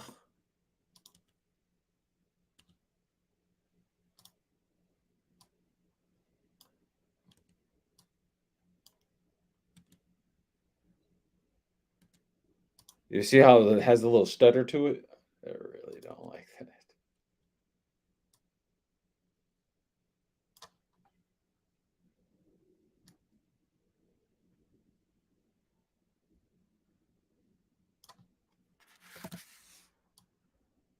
All right, so I just made this ruler real quick because I'm just like trying to be super duper like exact about this, which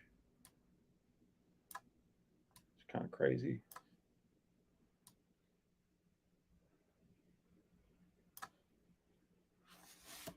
I'm just being a little cray with it, but that's just how I do it. Don't judge me. Don't judge me. All right, so the path and trajectory, cool. Okay, but I need the easing just right because it's doing this stutter thing and kind of crazy.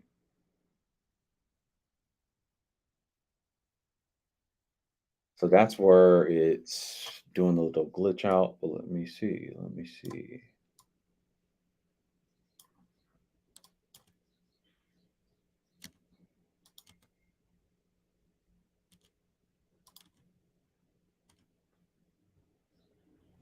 Morning AM1, says Bari, who's down under.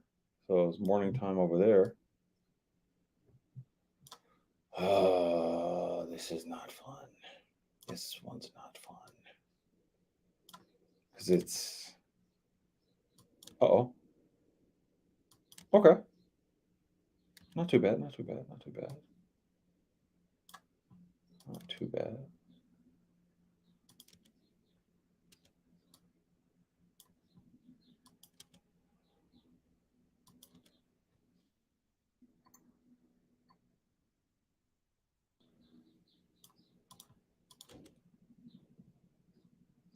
Oh, that's kind of dope.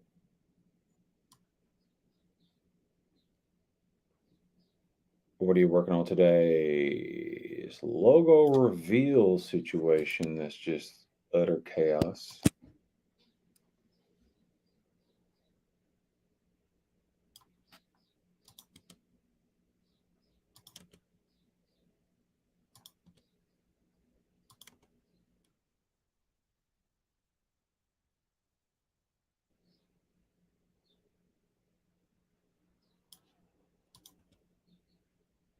Oh, whack.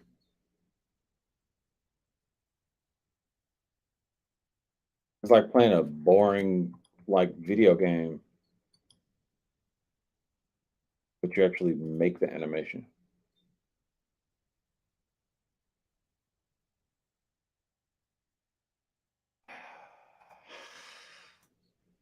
See, after the time investment, it's like I gotta make this work.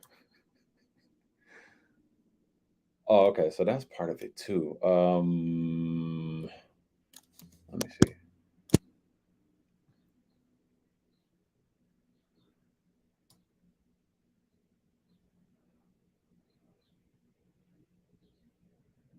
That's part of why I was messing up.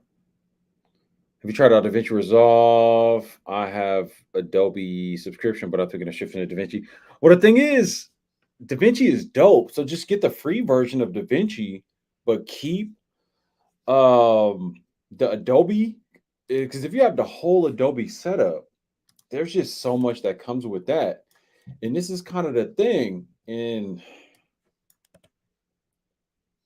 Adobe is killing it because of After Effects. Like you just can't like Adobe's just got a lot on lock because of After Effects alone. Like that's the game changer. That's the kingmaker or queen maker. That's the game changer right there. So it's just like, yeah, they just doing way too much in a great way with After Effects. So that's where I'm at with it. Like I don't see how or anytime soon somebody coming with something that's gonna make After Effects like obsolete. I'm not seeing how they would do that. Person maker, right. Uh Bari, don't go there. Don't go there. We're not going there.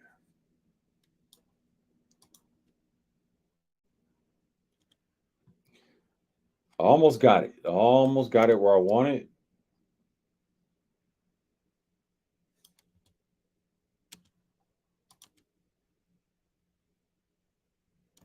It slows down too much. It slows down too much.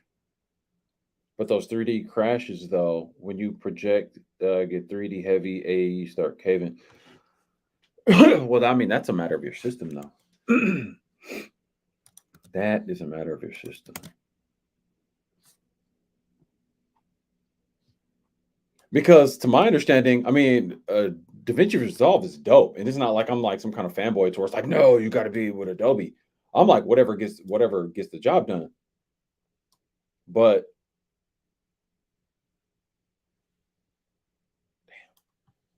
hold on, I'm thinking out loud. Y'all distracting me. Y'all so distracting. Y'all rude.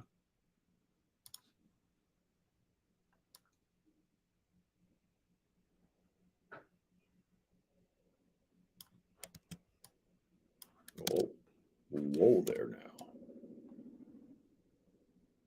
Oh, okay. It's this. It's this. It's this. And then maybe this. It's just one little part right here that I need to fix. I use that as a guide.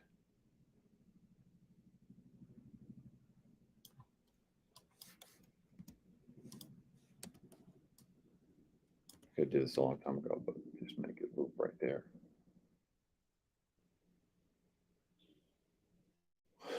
All that just for that.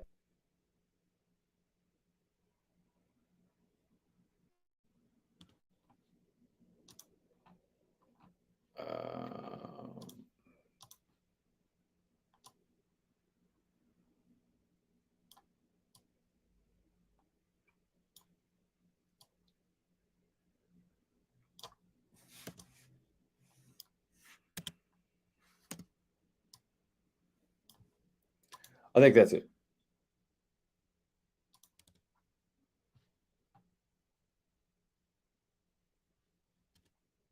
Sweet. Bill, fam, love the layering.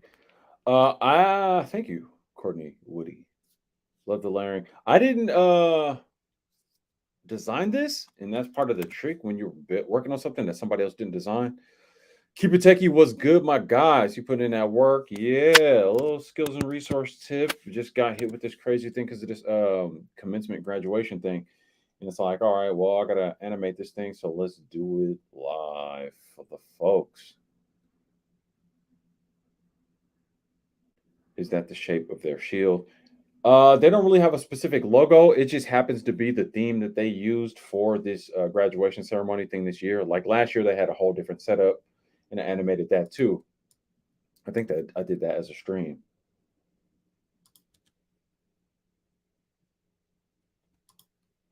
Oh, okay. So wait a minute. One other thing.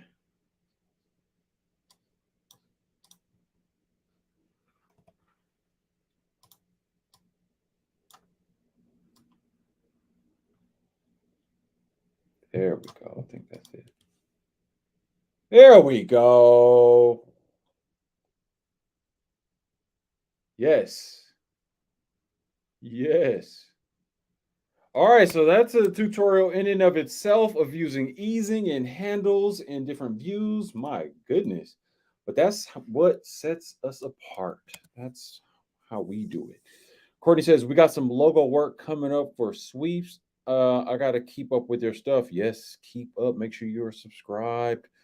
Courtney Woody, I'm just curious. What channel are you watching this on? Because I'm broadcasting this to two different channels. One says AM1, one says AM1 Create. For everybody in the building, this is going to two different channels right now. So some of the people I'm interacting with, you might be like, who's he talking to? We've been incorporating Motion Array into some more elaborate builds. Yeah, Motion Array has some really dope like presets and plugins. I'm on YouTube AM1. Okay, that's what's up. Courtney, because I don't think I've seen you in here before.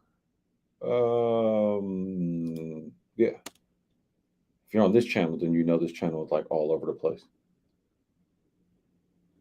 All right, I'm happy with how that looked, and geez, did that take a whole lot of effort just to get that right? But it's tricky when you start trying to animate stuff with different views coming from 3D positions and whatnot. And actually, hold on, I don't like that entirely how that works, but let me get this better. Almost.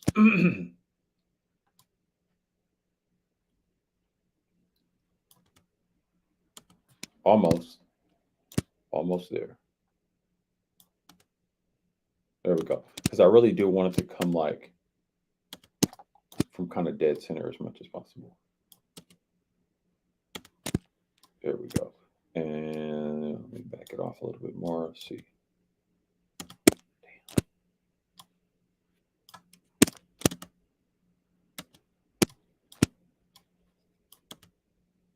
There we go. There we go. Because I specifically wanted to have that flash.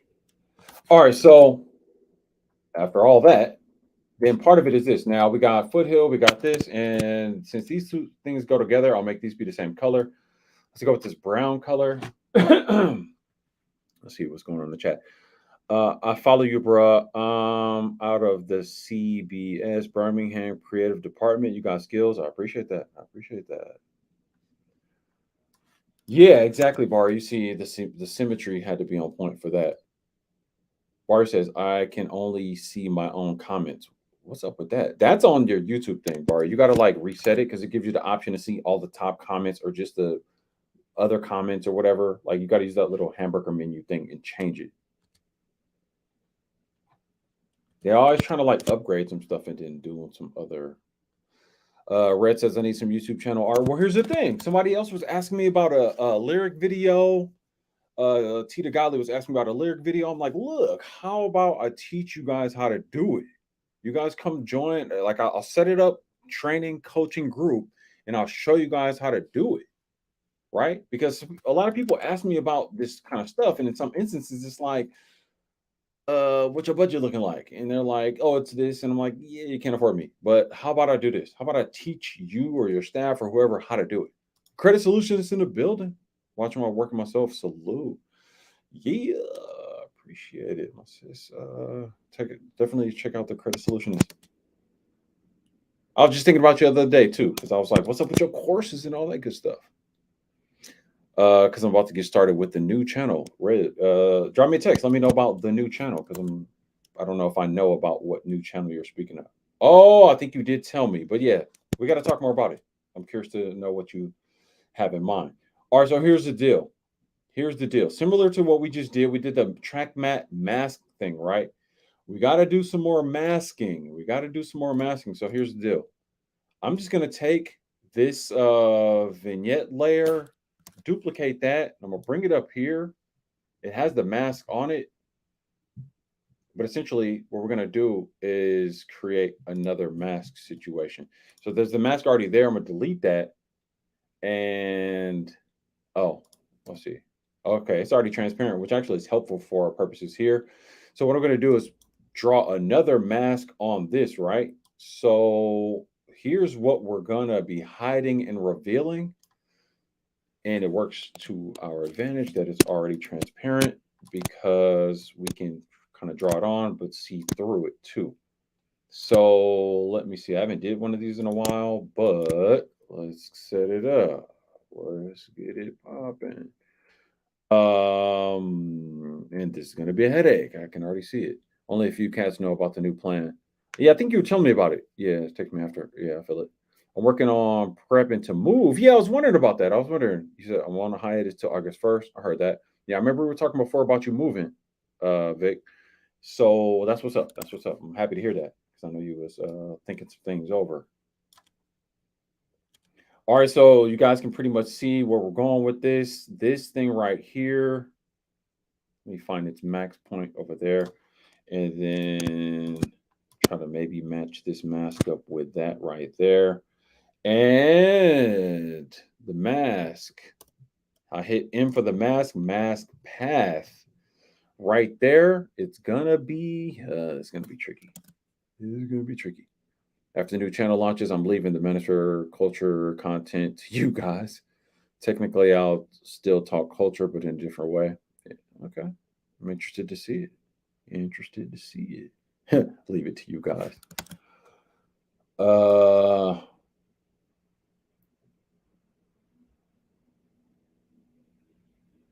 All right, so I just want to basically find the exact point where that acorn starts moving to the left, and then it's going to resolve there. And then I'm going to take, I'm like forgetting which direction I'm going. I think it goes like this.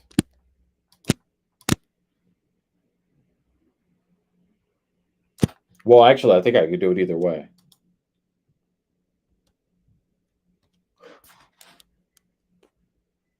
No, it did need to be the other way.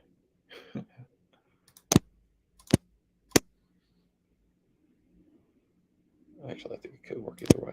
But if you guys see what I'm doing with this, obviously we're going to make that to where the acorn reveals what's underneath. And let me try to set that up right now. Bam, no, reverse. There we go. And that was the part where this was transparent. So it's at 75 at 100. I'm not going to go into this whole track matte thing and explain what it's doing, but as you can see, this layer is being used as a mask for this foothill, what's underneath. And I have a keyframe for where the mask itself changes. And the mask itself changes shape. And as it changes shape, it reveals what's under it. Now, the trick with this has easing.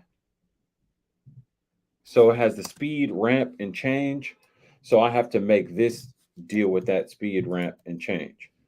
So, and as you saw, all the chaos that I went through trying to make this bend around this corner and then speed up. So essentially, I got to do the easing to match that. I just went into the default easing. Let's see how close we get. Oh, close enough. Close enough. Close enough. Not too bad with the default. Not too bad with the default. You guys see how that worked? I just put the default easing on and it got it almost in the first shot. So I just got to kind of like play with it, tweak it a little bit to make it reveal like that.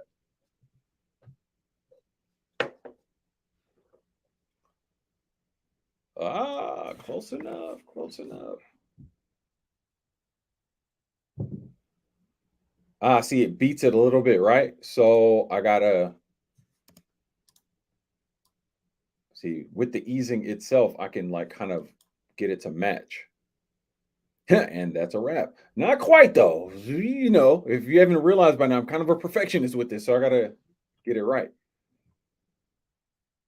Yeah. Wait. Ah. See, then it starts beating it.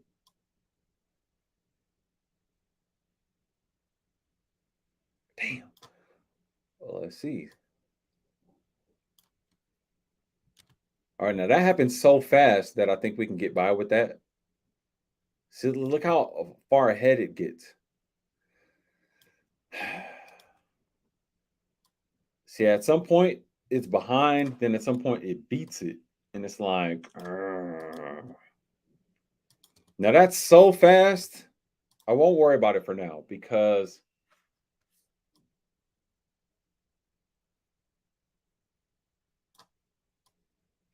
I'm not gonna worry about it. There's a few properties that I can change that'll fix that.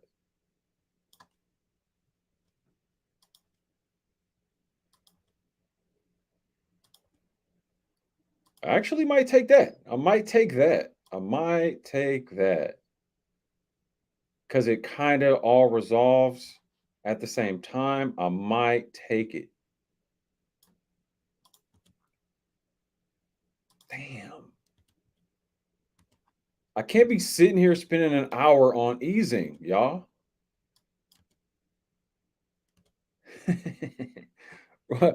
Couldn't copy the keys part from the acorn animation to the mask reveal? No, because the mask reveal is the mask on a 2D plane, and the acorn is moving in a 3D space, so the keyframes are totally different.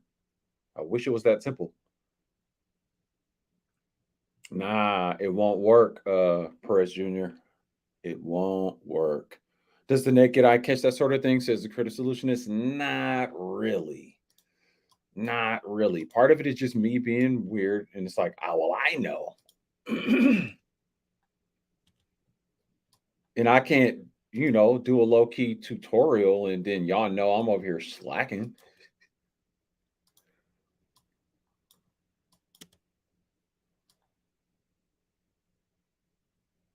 I think that's the one right there. Damn, no, it's two.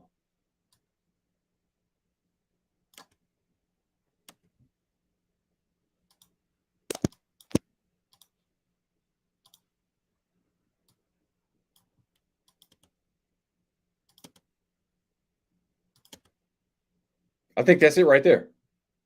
I think I think we taking that.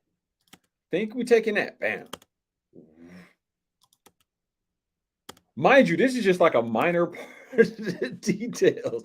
All artists are perfectionists. Y'all know Barry Duncan's painting skills are so ridiculous. Like I look at what she's doing, check out.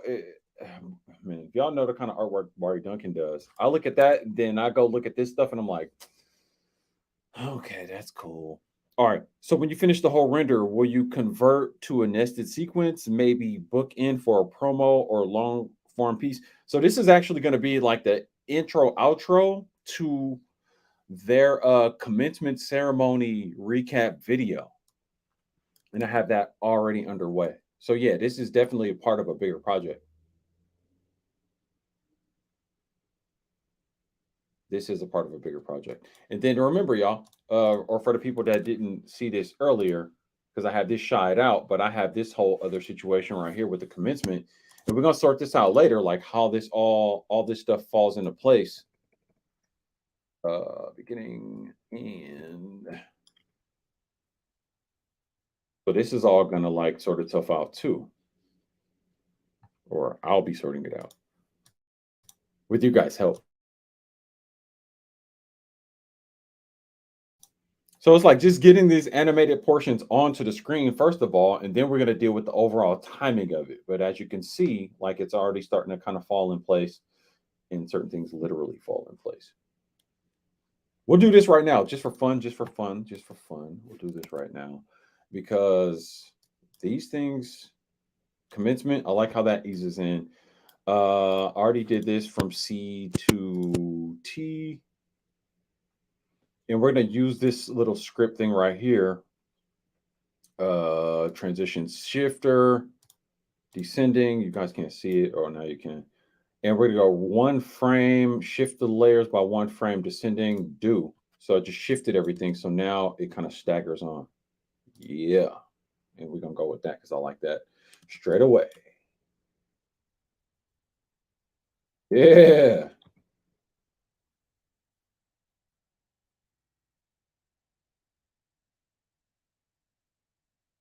I'm already kind of liking the timing of that.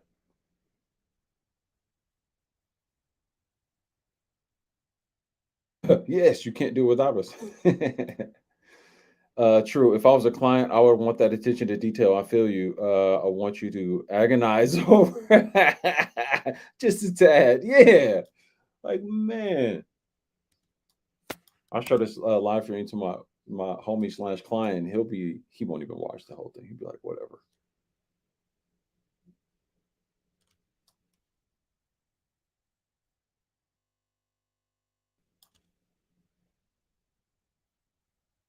So even right now, like timing wise, let's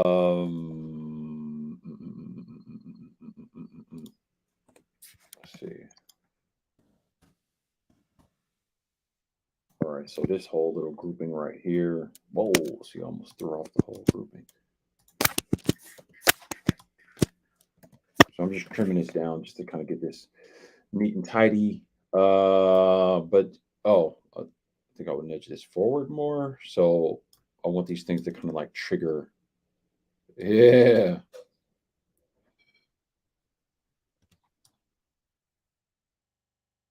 Shouldn't even like worry about this now, but I'm just showing you guys kind of like part of like motion design. You make certain movements kind of be almost like the catalyst or a trigger for other movements. You know what? That's part of the game right there, is that the acorn is just going too fast.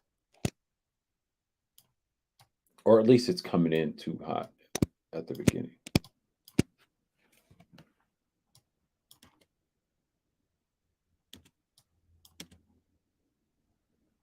Damn, I just ruined everything.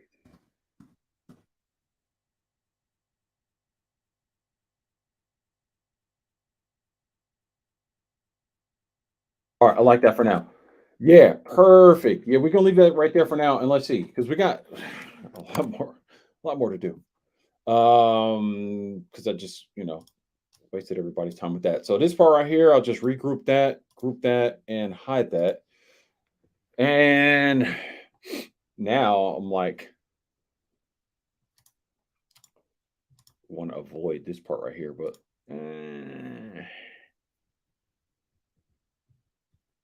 it'll be so dope if I make this draw on. Like, man. Um. All right, let's do this part. This part will be dope. ungroup this.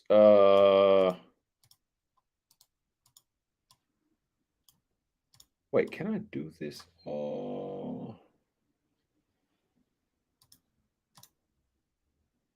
Okay, it won't let me do that. So I gotta ungroup it first. Ungroup that. June 30.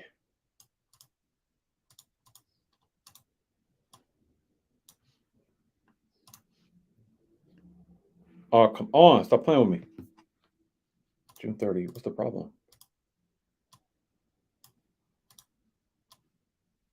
You know, this thing's not perfect. There we go. All right. I'll try to do this quickly, but man.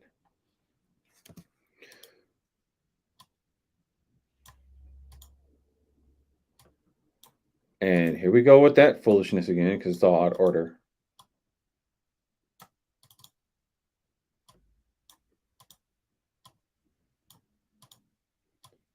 Scramble everything for you because why not?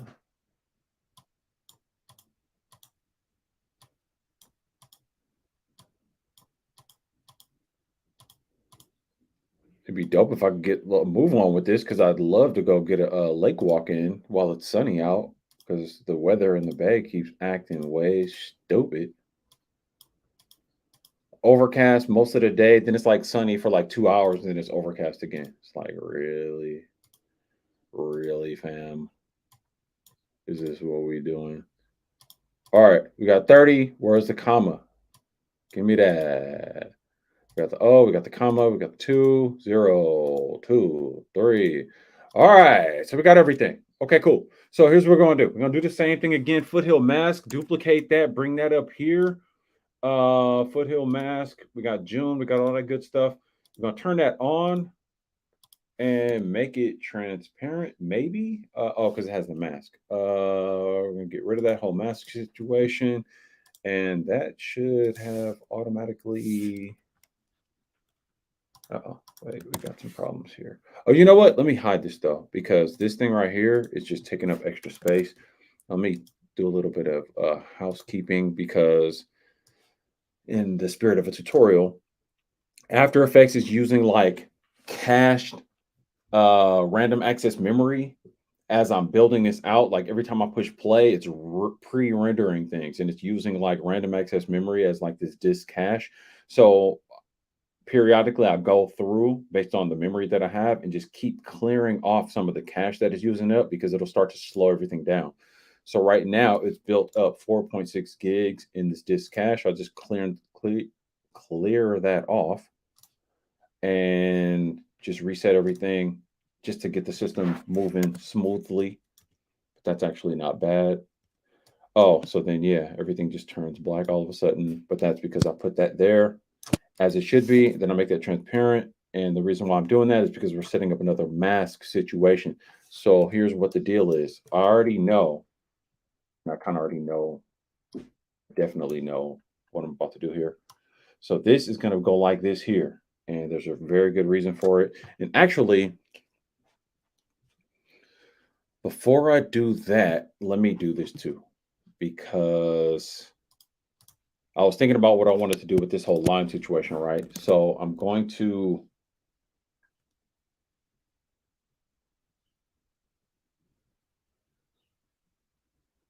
let me think how I want to do this. Let me think. Courtney Wood said, I'm terrible with files management, project files and elements everywhere. Just got to have the system for it so it doesn't get chaotic. Yeah. I remember making a simple matrix animation logo, thought it was going to be simple, ended up with 100 plus layers in a project for a 10-second animation. Yes, indeed. That's how it be. It bees like that sometimes. Yes, it's like that. And that's the way it is. All right, so here's the deal. With this, I'm gonna just take this join, because we're gonna use that same tactic. So join that and take this, group that there, and lock that.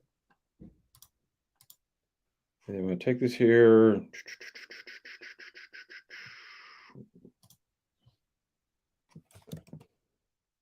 Bring this down. Align this. Because basically, I'm going to use that same trim path setup. If you guys hadn't guessed yet, maybe that same trim path kind of situation. So yeah. And call that June line. And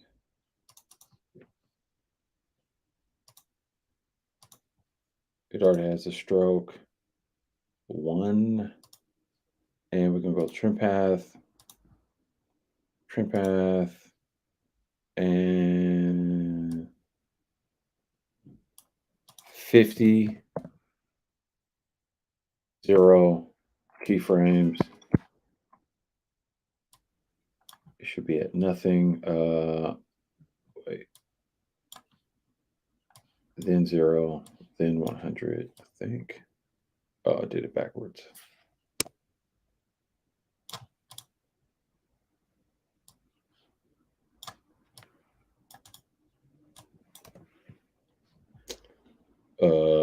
Yeah, it's getting cluttered. Sharon Green in the building. What's good?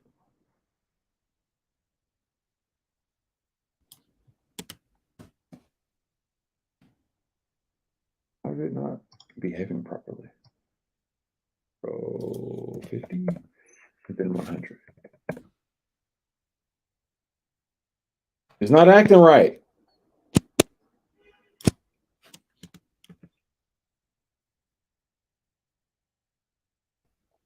Oh, duh, because the offset point is not right. No. Damn.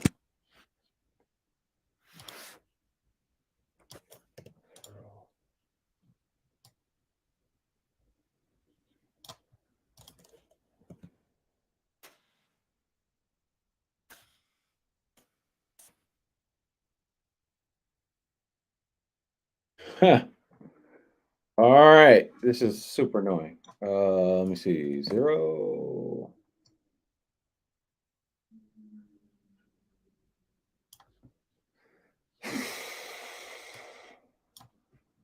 So I'm just changing up the stroke because that's part of why I'm having trouble with it. Because it's like I can't see what I'm doing. Okay, so that's where I ultimately want to be, and here's where I want to start. Like my brain is slowing down. 50 and 50.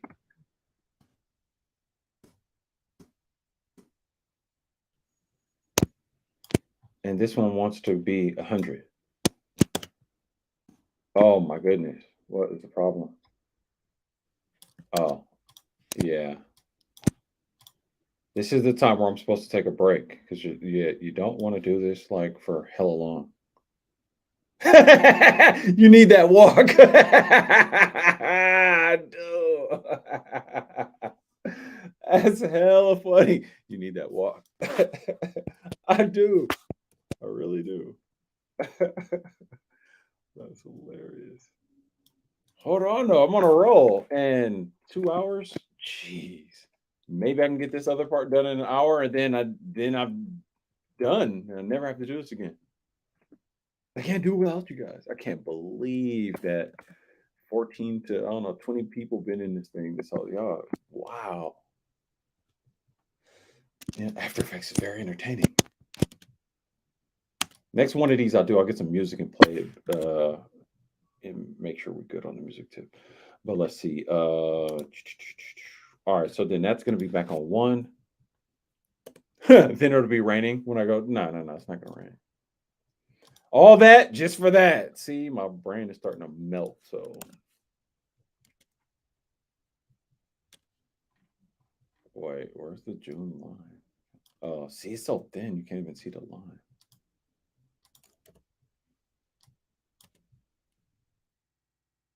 Can I see the line, please? Whoa, whoa, whoa, whoa, whoa. Oh, because photo mask. Wait, why can't I see the line? Oh, something's wrong. I made a mistake. We got a problem.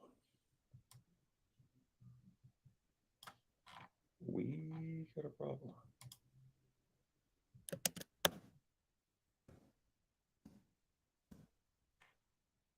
Oh.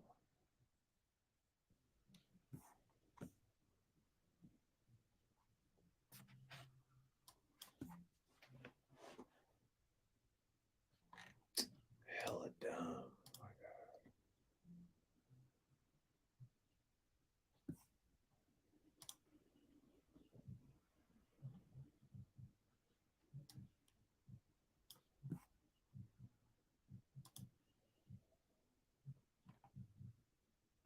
I'm here. I'm just trying to figure out what's going on here. Something's wrong.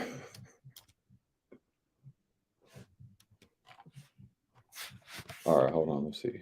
We got some foolishness going on here.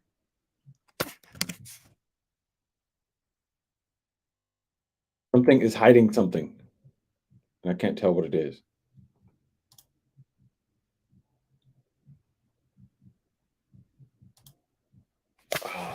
Did I delete something?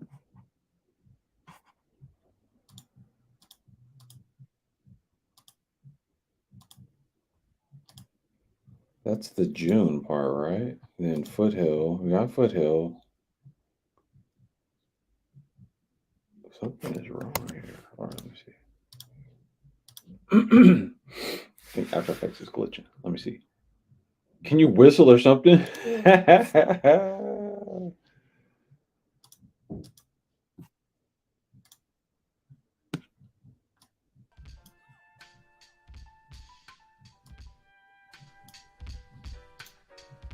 Can you whistle or something? It's boring.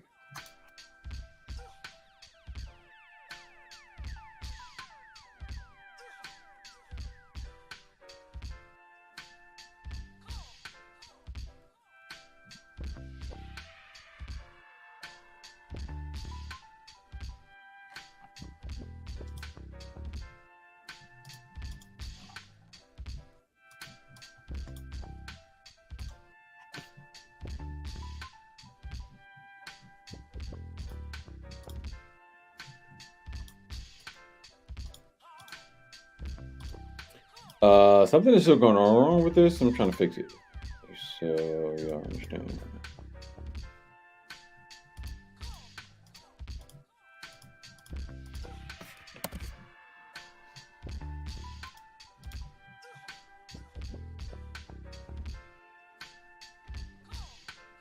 Oh.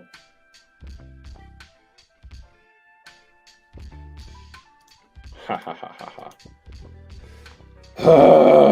So annoying. So annoying.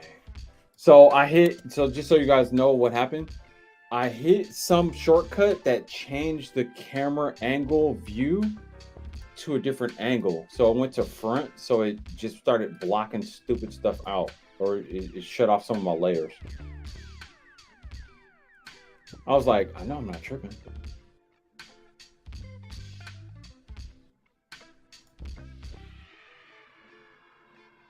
All right, so we're good. We're back on deck. And June line, reveal. There's the line. That does not need to be that thick. It needs to be 1 because that's how it is in their design. And we got Foothill mask. June. Why is that? Oh, that's why.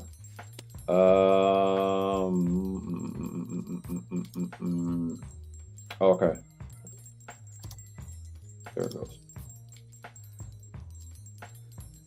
All right, so we're gonna do it like this here. Bari, yeah, I need that walk. My eyes are just starting to melt, and my brain is starting to melt. This. All right, here's what's gonna happen though. So, all right, so what I'm gonna do is grab this, hide that, bring this back because I just want the dimensions of this. Because essentially, I'm gonna make that line reveals and get rid of that. What's going on here? Oh, that's very interesting. All right, anyway.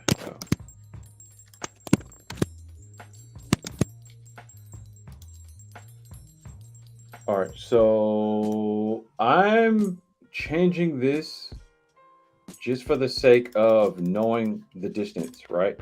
So grab this here, send that over there, send that over there. And I'm just using this just for the sake of this mask.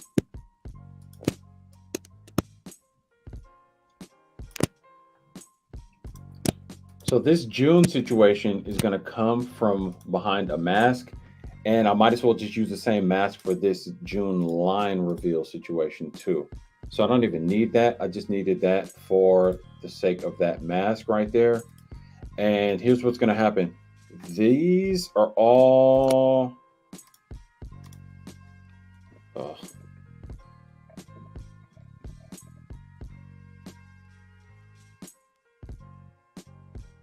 Just because I'm doing it's good to have this handy.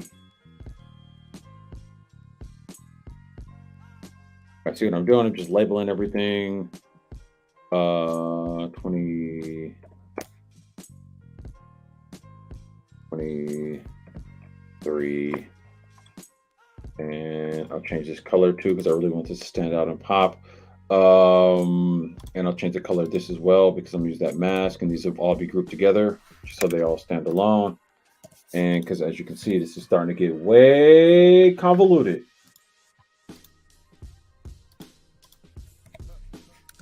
All right. So June, blah, blah, blah. And remember, we know the position, we know the resolve keyframe. Let me think about this. Yeah, it's fine. I won't overthink it too much.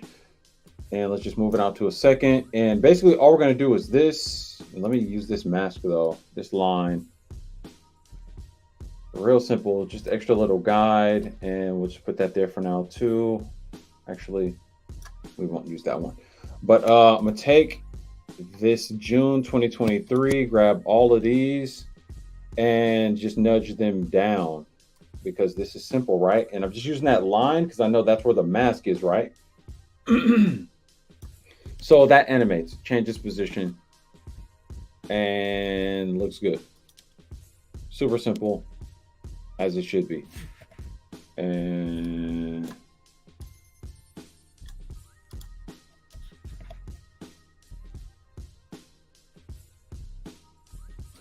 maybe a little bit lower.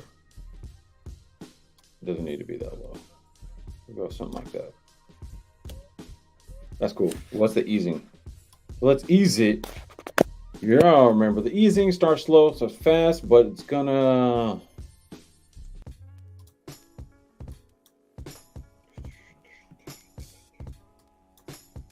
All right. It'll sort itself out. Watch.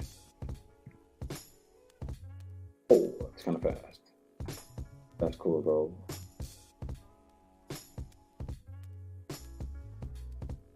All right, this acorn situation is getting on my nerves, so we got to shy that. Toggle that over, hit shy on that, and as soon as I shy them, they're out of there. And let's see. Commencement, I thought that was on shy too. Here's all the things that make up commencement, and they are shied. Oh, they're not. Oh, they're visible. Acorn, mask, foothill mask. Acorn doesn't have a mask. Foothill mask. We'll leave that. Y'all gotta remind me to turn back on the foothill mask because I'm gonna forget. Actually, I'll leave it like that because you can't see it. Okay, cool.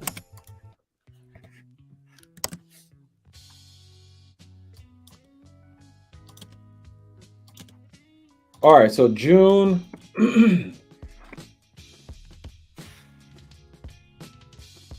Set it up like this just to make it obvious that all of this goes together.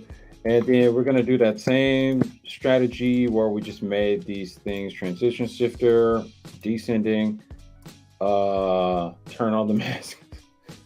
Not now. Not now. Not now part.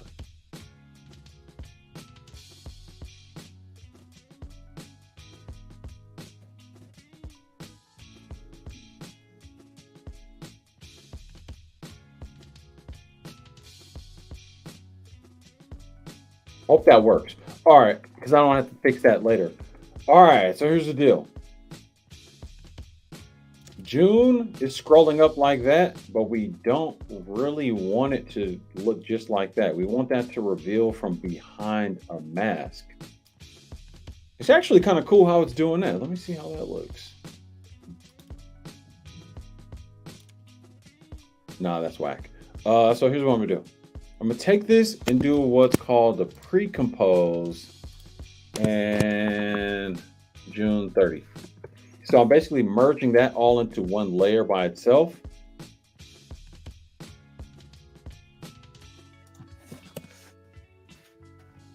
June 30 mask.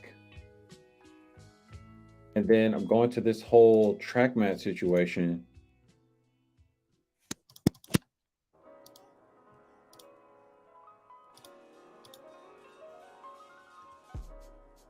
Ah, it is not cooperating. Let's see. Oh, because I did it wrong.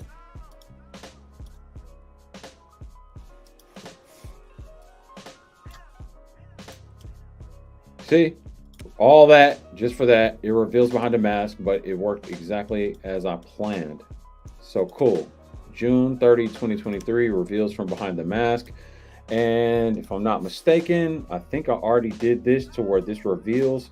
So let's bring that into the mix, and I'll make this yellow as well because that's all part of the same little situation here. Bari, turn on the mask. So pre-composed just means that I put all of this stuff inside of its own composition. So it is pre-composed, just so you guys know where we at with that. And let me just clean that up. So there we go with the reveal. So here's what I'm gonna do. I'm gonna take this exact same mask situation right here, duplicate that, and it's the exact same shape because if you guys see, I sized it up already because I knew that this thing was gonna be cut off. So if you can see where I'm going with this, there's going to be a mask over this line as well, and the lines are going to reveal from behind this June line mask. June line mask, and rename it just to stay neat. June line mask. Bam. So we use that exact same situation with this track mat, and bam, it should hide that. And looks like it did, except it's reversed. Inverted. There, now it cut it out. Perfect. So now it reveals, and that reveals. So we'll make it to where that reveals a little staggered. Whoa, whoa, whoa, whoa, whoa. Okay. Both of those need to move together. Yes. We like it. We like it. We like it. Do some easing on that, but we do like it. Stagger that a little more. We like it. We like it. We like it. All right. This is getting way out of hand. Acorn mask.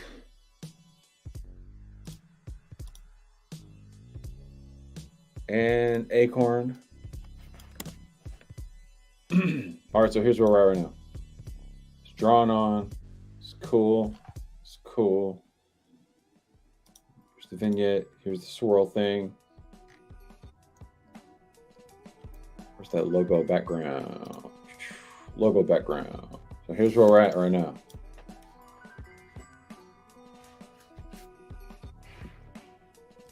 Oh,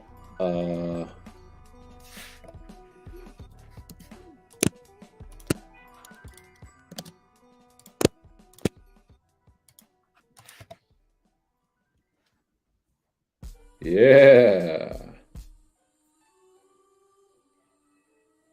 If Bari thinks it's dope, then I'm kind of happy with it. I feel like I did something artistic. If Bari, the artist, appreciates it.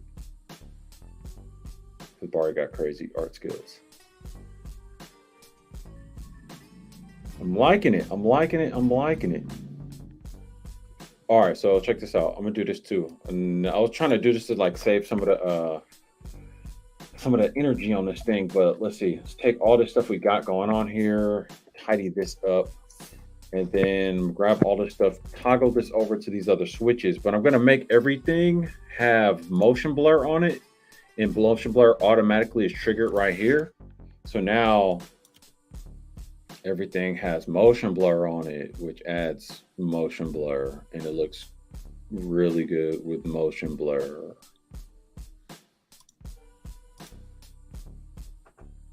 Yeah.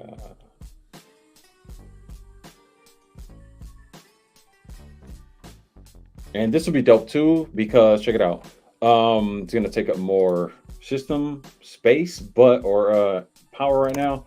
But I'm a keyframe, Option S, keyframe a positions, a scale keyframe for this, and we're gonna scale this up just a little bit. So as this is all happening, this whole background thing is gonna scale up. That's gonna be pretty dope. Yeah. Maybe a little bit more subtle though. That's kind of crazy.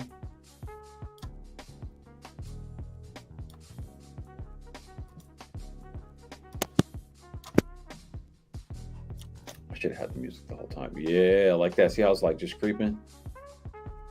That's kind of dope. I like it.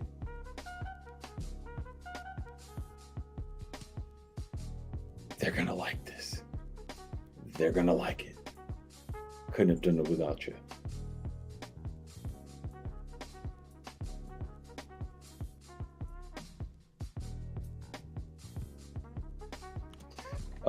These outline dots need to come in a little sooner, in my opinion. Y'all let me know what y'all think. I don't care what y'all think, because I'm the one that gotta turn it in. Yeah, we like it. We like it. Actually, maybe not. Yeah, see, that was it right there. I wanted the dots to land right as the acorn was sliding in the home plate.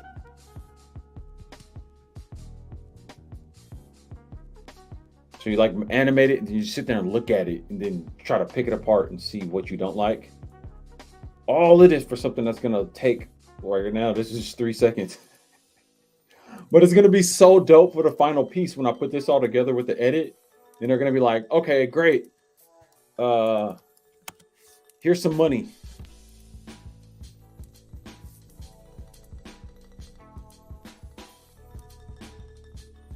Yeah, I like that. All right, so let's see. What are we gonna do now? Stroke.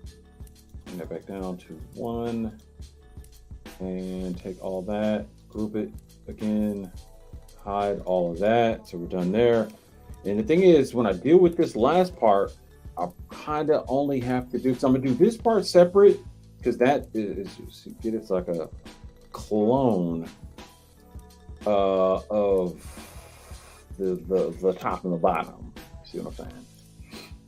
I really want to animate all these on. You know how dope it would be if I could animate all these on, but man, do I really want to do that?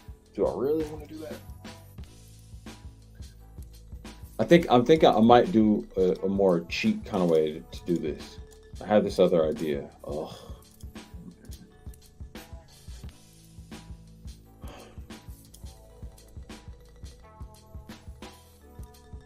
I think I might do this cheat way. All right, I know what I'm gonna do. I know what I'm gonna do. I know what I'm gonna do. Oh, that's dope. I'm gonna do this.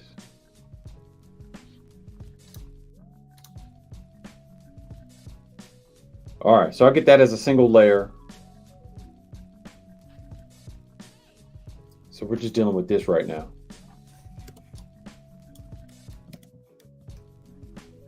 Just dealing with this right now. So here's what we're gonna do. Here's what we're gonna do. Here's what we're gonna do. Here's what we're gonna do.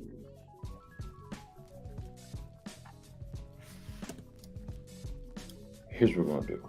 All right, so I'm gonna take this, duplicate it, which is Command D. Then I'm gonna take a mask.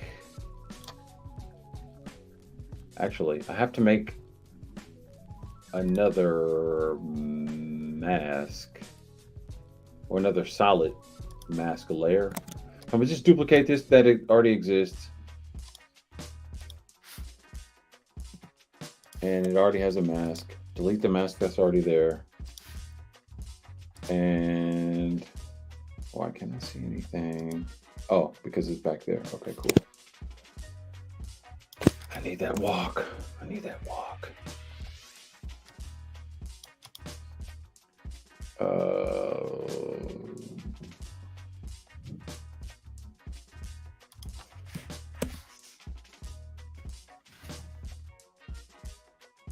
Just call this ornament mask 1.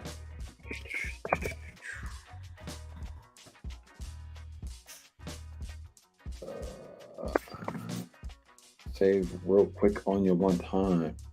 Ornament mask 1, yes. Ornament 2. Ornament mask 1. So we're just dealing with that for now. So here's the deal.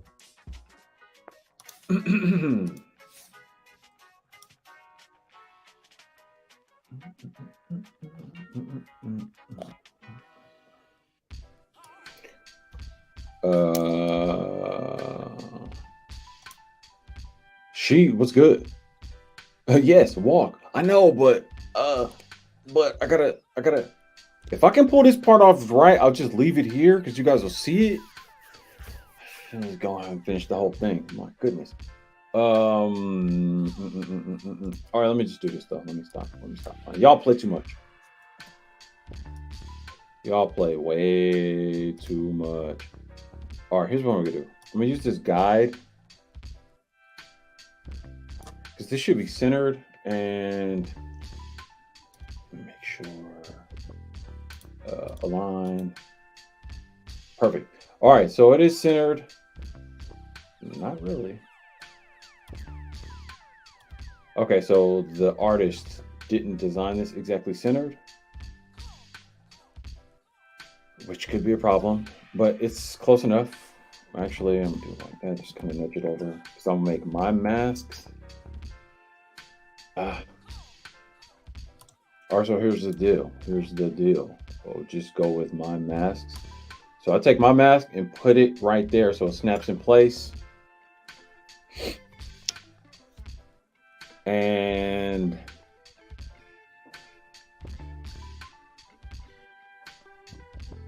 all right, man, I'm using a lot of tricky mask techniques in this one. So here's what's gonna happen. Oh, wait a minute.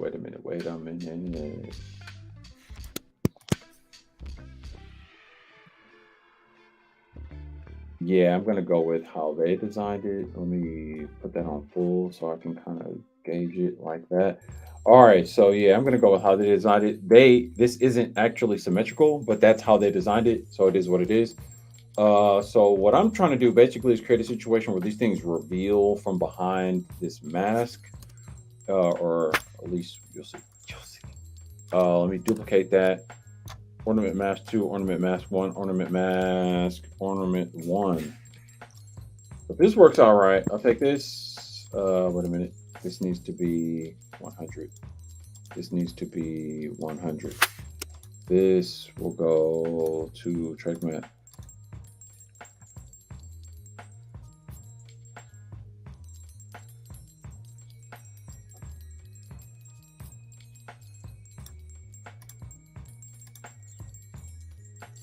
Oh, so it's all like the backwards. Here we go. Oh, okay. Wait. I confused myself. Love me scrolls. They look like waves. Yeah, no, those are dope.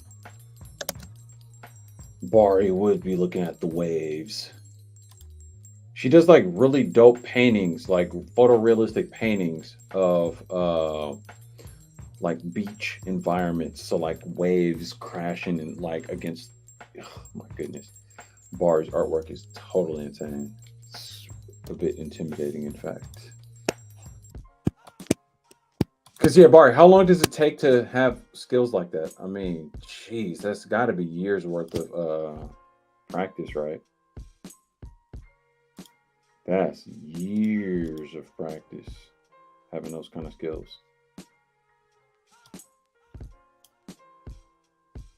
All right, so I think I got it set up right. So essentially what I did is just take these masks and I have it to where these things are right now we can see them because they're behind the mask. So if I set this up right and I'm super duper confusing myself, we need a new color scheme here. Lavender maybe, fuchsia, so it stands out more. I just need this to pop. But ornament one, mask one, yeah, this is getting very interesting. All right, so not the mask, the actual ornament itself. And position keyframe, because we know that's where we want it to resolve.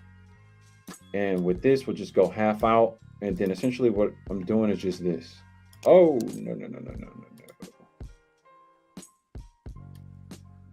Wait, why are they like merged together?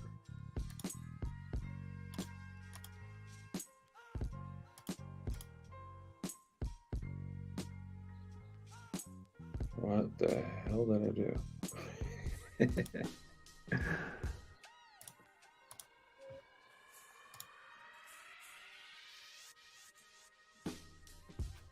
I'm so confused. Yeah, Bar said a lifetime. Yes, indeed. I can imagine.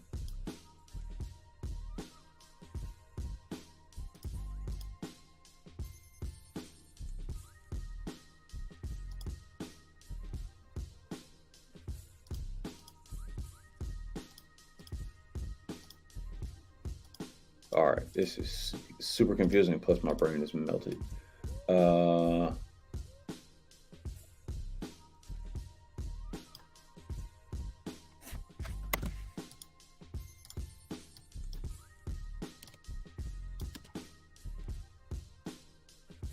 Is it worth it? I'm like, now I'm doubting. I'm doubting myself. Was it worth all this?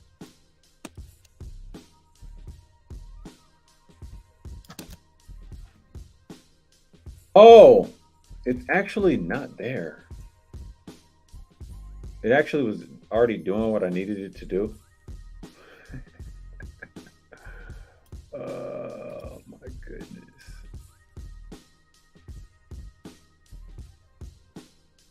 So I made two masks and they're like sitting right across from each other.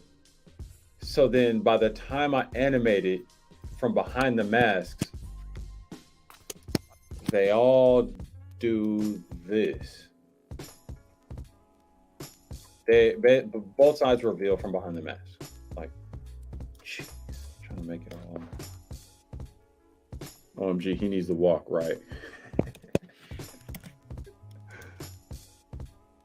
Oh, look at that little kaleidoscope reveal. I don't know. I'll take that. I'll take that. I'm gonna go with that. I like the simple red and white color scheme. That's the color of the college. It's Foothill College, community college. I forget the name of the city, but it's Silicon Valley, South Bay. That is seriously good. If Bari likes it, then I will take it. If Bari likes it, I will take it. And see, here's the thing though. The dope part is the logo is a mirror image, right? So after the trouble of going through all that, then it's like, okay, cool, right? Because all I got to do is replicate it. Yeah, I just realized. Yeah, that's why it's kind of worth it to do all that. It's kind of dope. And even timing wise, like overall timing, I think I'll take this. Oh, because watch the way I set it up now. All right, you know what? And we're going to do it right now. So here's the deal. I'm going to take this one right here. And it's already grouped. It's already in position. I'm going to take this and change the color of everything. And we're going to beam that over.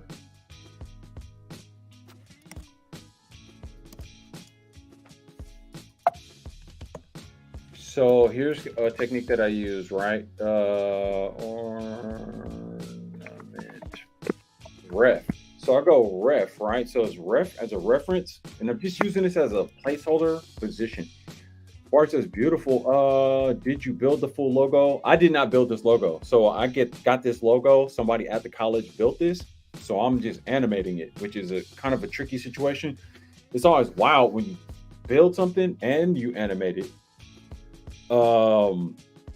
Make the logo like I did Tough Talk TV, Uncut Underground. So it's like build those things and animate them. Yeah, this one I'm just animating it, but that has its own challenges, right? Because I'm not the designer. All right, so here's what I'm doing. I'm using this as lower ornament ref, right? And the reason why I'm using this as a here, the animating is harder. Yeah, arguably. But here's what I'm doing. This thing already reveals up top here. Already set this all up. So what I'm gonna do is duplicate all of this. I hope this works, because geez, I'd hate to have to redo it. I'm not redoing it. Duplicate all of that, bring that up here, change the color just for the sake of making it a little bit easier. So here's what I'm gonna do.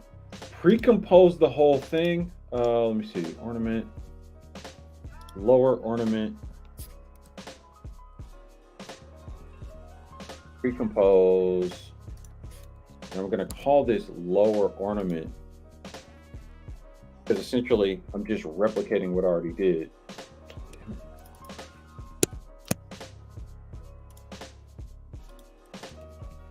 And we'll leave it like that for now. So there should be two ornaments, right, that just revealed on top of each other. And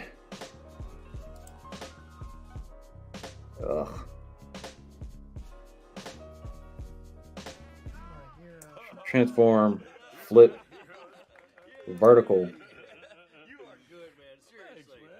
Whoa, what happened? What happened? What happened?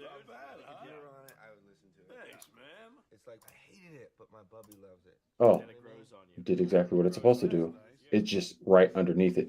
All right, cool, perfect. I did it in this reference layer was already over it. So what about black scrolls? Well, I can't change their color. But no, this worked out perfectly. So I did the inverted positioning and it fell right in place because that's right there. So I put this ref layer as a point to just make sure I line up the positioning. But the way I flipped it and the way they designed it, it automatically fell right in place. So when I get rid of that, like now you see they're both going to reveal on time because I just replicated it. Yeah, I can't just change their thing around because then it won't go with all their other assets. Yeah. So it's worth it. My forethought, despite, mind you, I'm like fasting today. I haven't eaten anything. Ugh. I've been up since like 6. Jeez. I do need this lake walk though. I do need this lake walk. But y'all see what happened though, right? Yes. And then with the staggered kind of reveal. I like it. What y'all think? I like it. Not bad. 2.5 hours while doing it like teaching style. I could have did this faster if I wasn't talking to y'all. Y'all slowed me down. Y'all lessened my dollars per hour showing y'all this stuff. Jeez. And that looks dope too with their pattern background, like moving, scaling up like that. Yeah, I'm liking it. I'm liking it. I'm rocking with this. Right, building a logo can be hard too. They both have their own challenges. Absolutely. That's why I was like, arguably the animation part, because man, I don't know. Yeah, but the design part can be just hard in and of itself too. Yeah. All right, so here's the deal with using that same kind of concept. We gonna deal with this. So I'm gonna put this back to the actual color it's supposed to be. Then I'm gonna hide that because we're pretty much done with that. But here's the thing. Here's what we're gonna do. Here's what we're gonna do. Here's what we're gonna do. Oh, I already ungrouped that, and then I'm gonna grab this, copy, regroup all that, hide that because we almost done. Paste in front on a whole new layer. All right. Animation because it's someone else's idea. Yeah, when it's someone else's idea, it's kind of tricky because it's like, man, like if I design the logo, I'm already thinking ahead how I can animate it. When it's somebody else's thing, then it's like, okay, but it's fun though, right? Because it's a challenge. Like I didn't design this, so automatically I'm thinking, how do I want to animate this? And there's only so many ways you can make it make sense.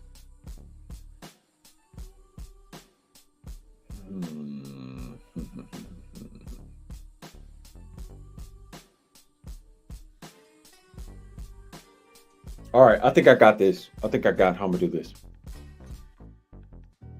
Yeah, it's like when someone commissions me to paint what they want, right? Yeah. And then it's like, well, that's not quite what I thought I wanted. It's like, wait a minute. No, that's what you're getting. All right, here's what I'm thinking. Group. Bam. All right, so you guys see what happened with that, right? I just beamed that over to After Effects.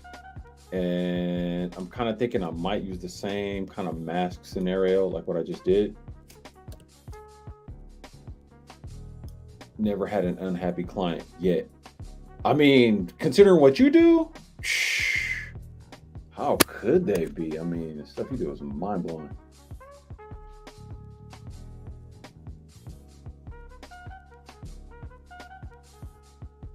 All right, so I need to stop doing this because it keeps confusing me, but maybe I'll do it right this time. Copy that, put that there, and change the color. You do this stuff over and over, then you start to confuse yourself with what you did. Yeah. All right, because that had its own mask. Oh, I didn't even need to do that though. All right, no, I don't need to do that. What I need to do, it's getting crazy. Shape layer, and then draw this shape on the shape layer, which is just a stroke, a path stroke, path. And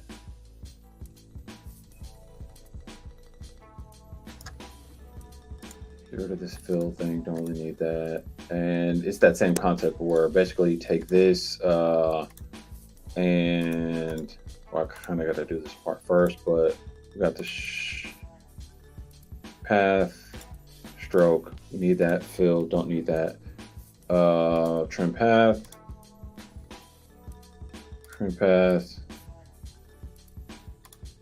keyframe the 100% point and bring that down, keyframe that. All right, cool. So it shouldn't take a second to do that, but we'll just go start here. But basically that's gonna draw on, and it's that same kind of path situation. And easing, bam. Change your easing, you guys saw. You guys already know how to do it. You guys can, you know the rest. You know the rest. Mine getting mushy now? Exactly. Exactly. Oh, mine getting mushy now. That's exactly what's happening.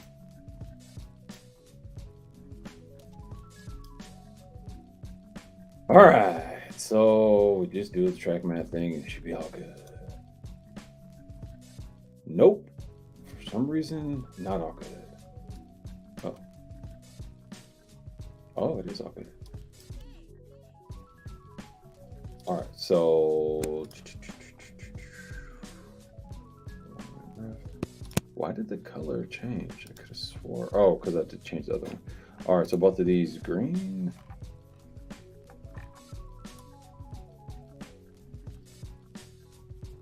That motion blur is great. Does well with speed ramping in Premiere. Yeah, I agree. Oh, in Premiere Pro. Whoa, Premiere Pro. Do they even have to where you can put motion blur in Premiere Pro?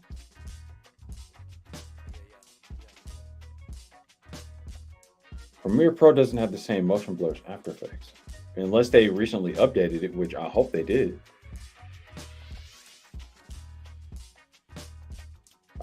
There we go.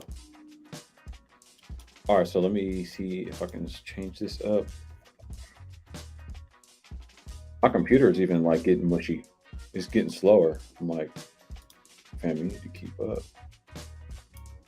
You need to keep up, fam.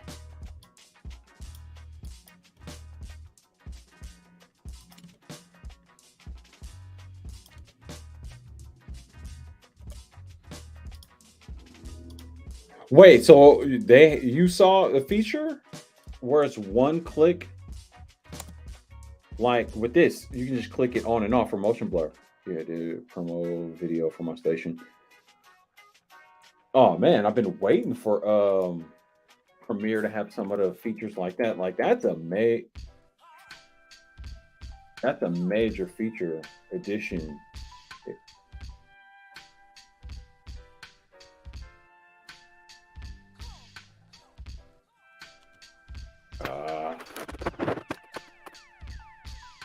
That's a major feature addition. If you can have like one click motion blur.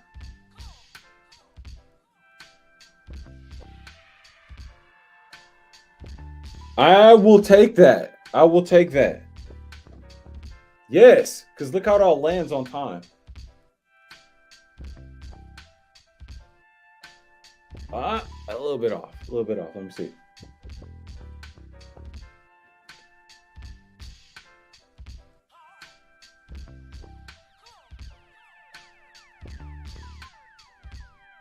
I like it. I like it. I like it. I like the timing. I like the timing. Looks like we're getting this whole thing done in under 3 hours. I like the timing.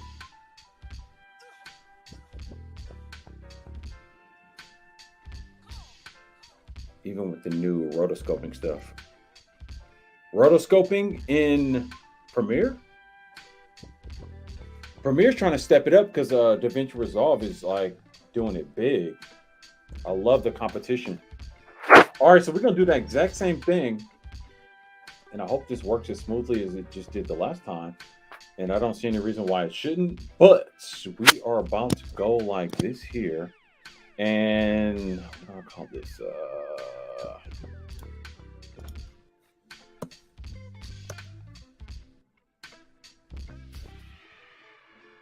Ornament top. Thank you.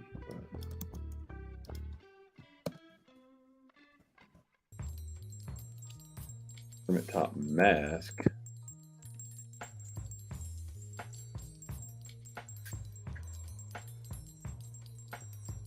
And duplicate.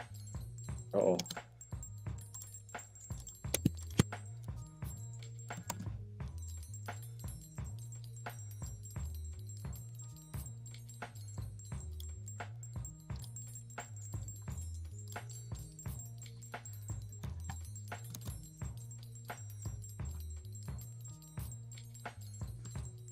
Ornament top lower. You guys can see what I'm doing right here, but basically I'm doing that same pre-compose situation where pre-compose it, so I just mirrored it, right? So it's a duplicate of this whole draw on little ornament top. That's what I called it, ornament top. And then I made ornament top lower. I pre-composed it, so it's an exact clone of this whole situation.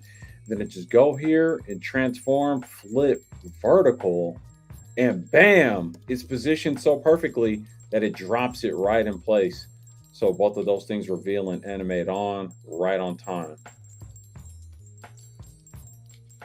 Beautiful. And I will even maybe stagger one of these out, so the completion of it is with that last one. Whoa.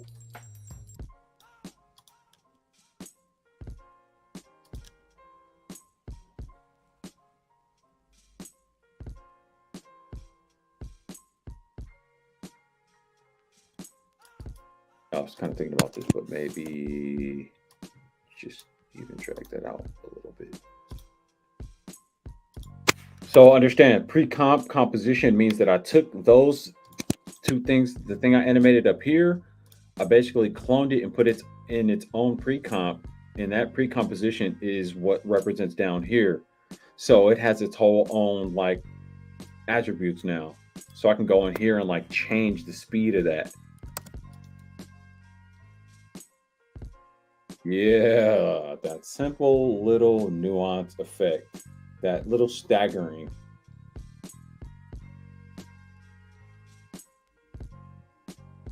There's still a few more things I could do to this, but I'm not gonna beat this over the head. But I think that's it. That's the whole thing reveals on. Let me do this just for the sake of the stream, so we can look at it more. But yeah, that's it. I'm with that right there.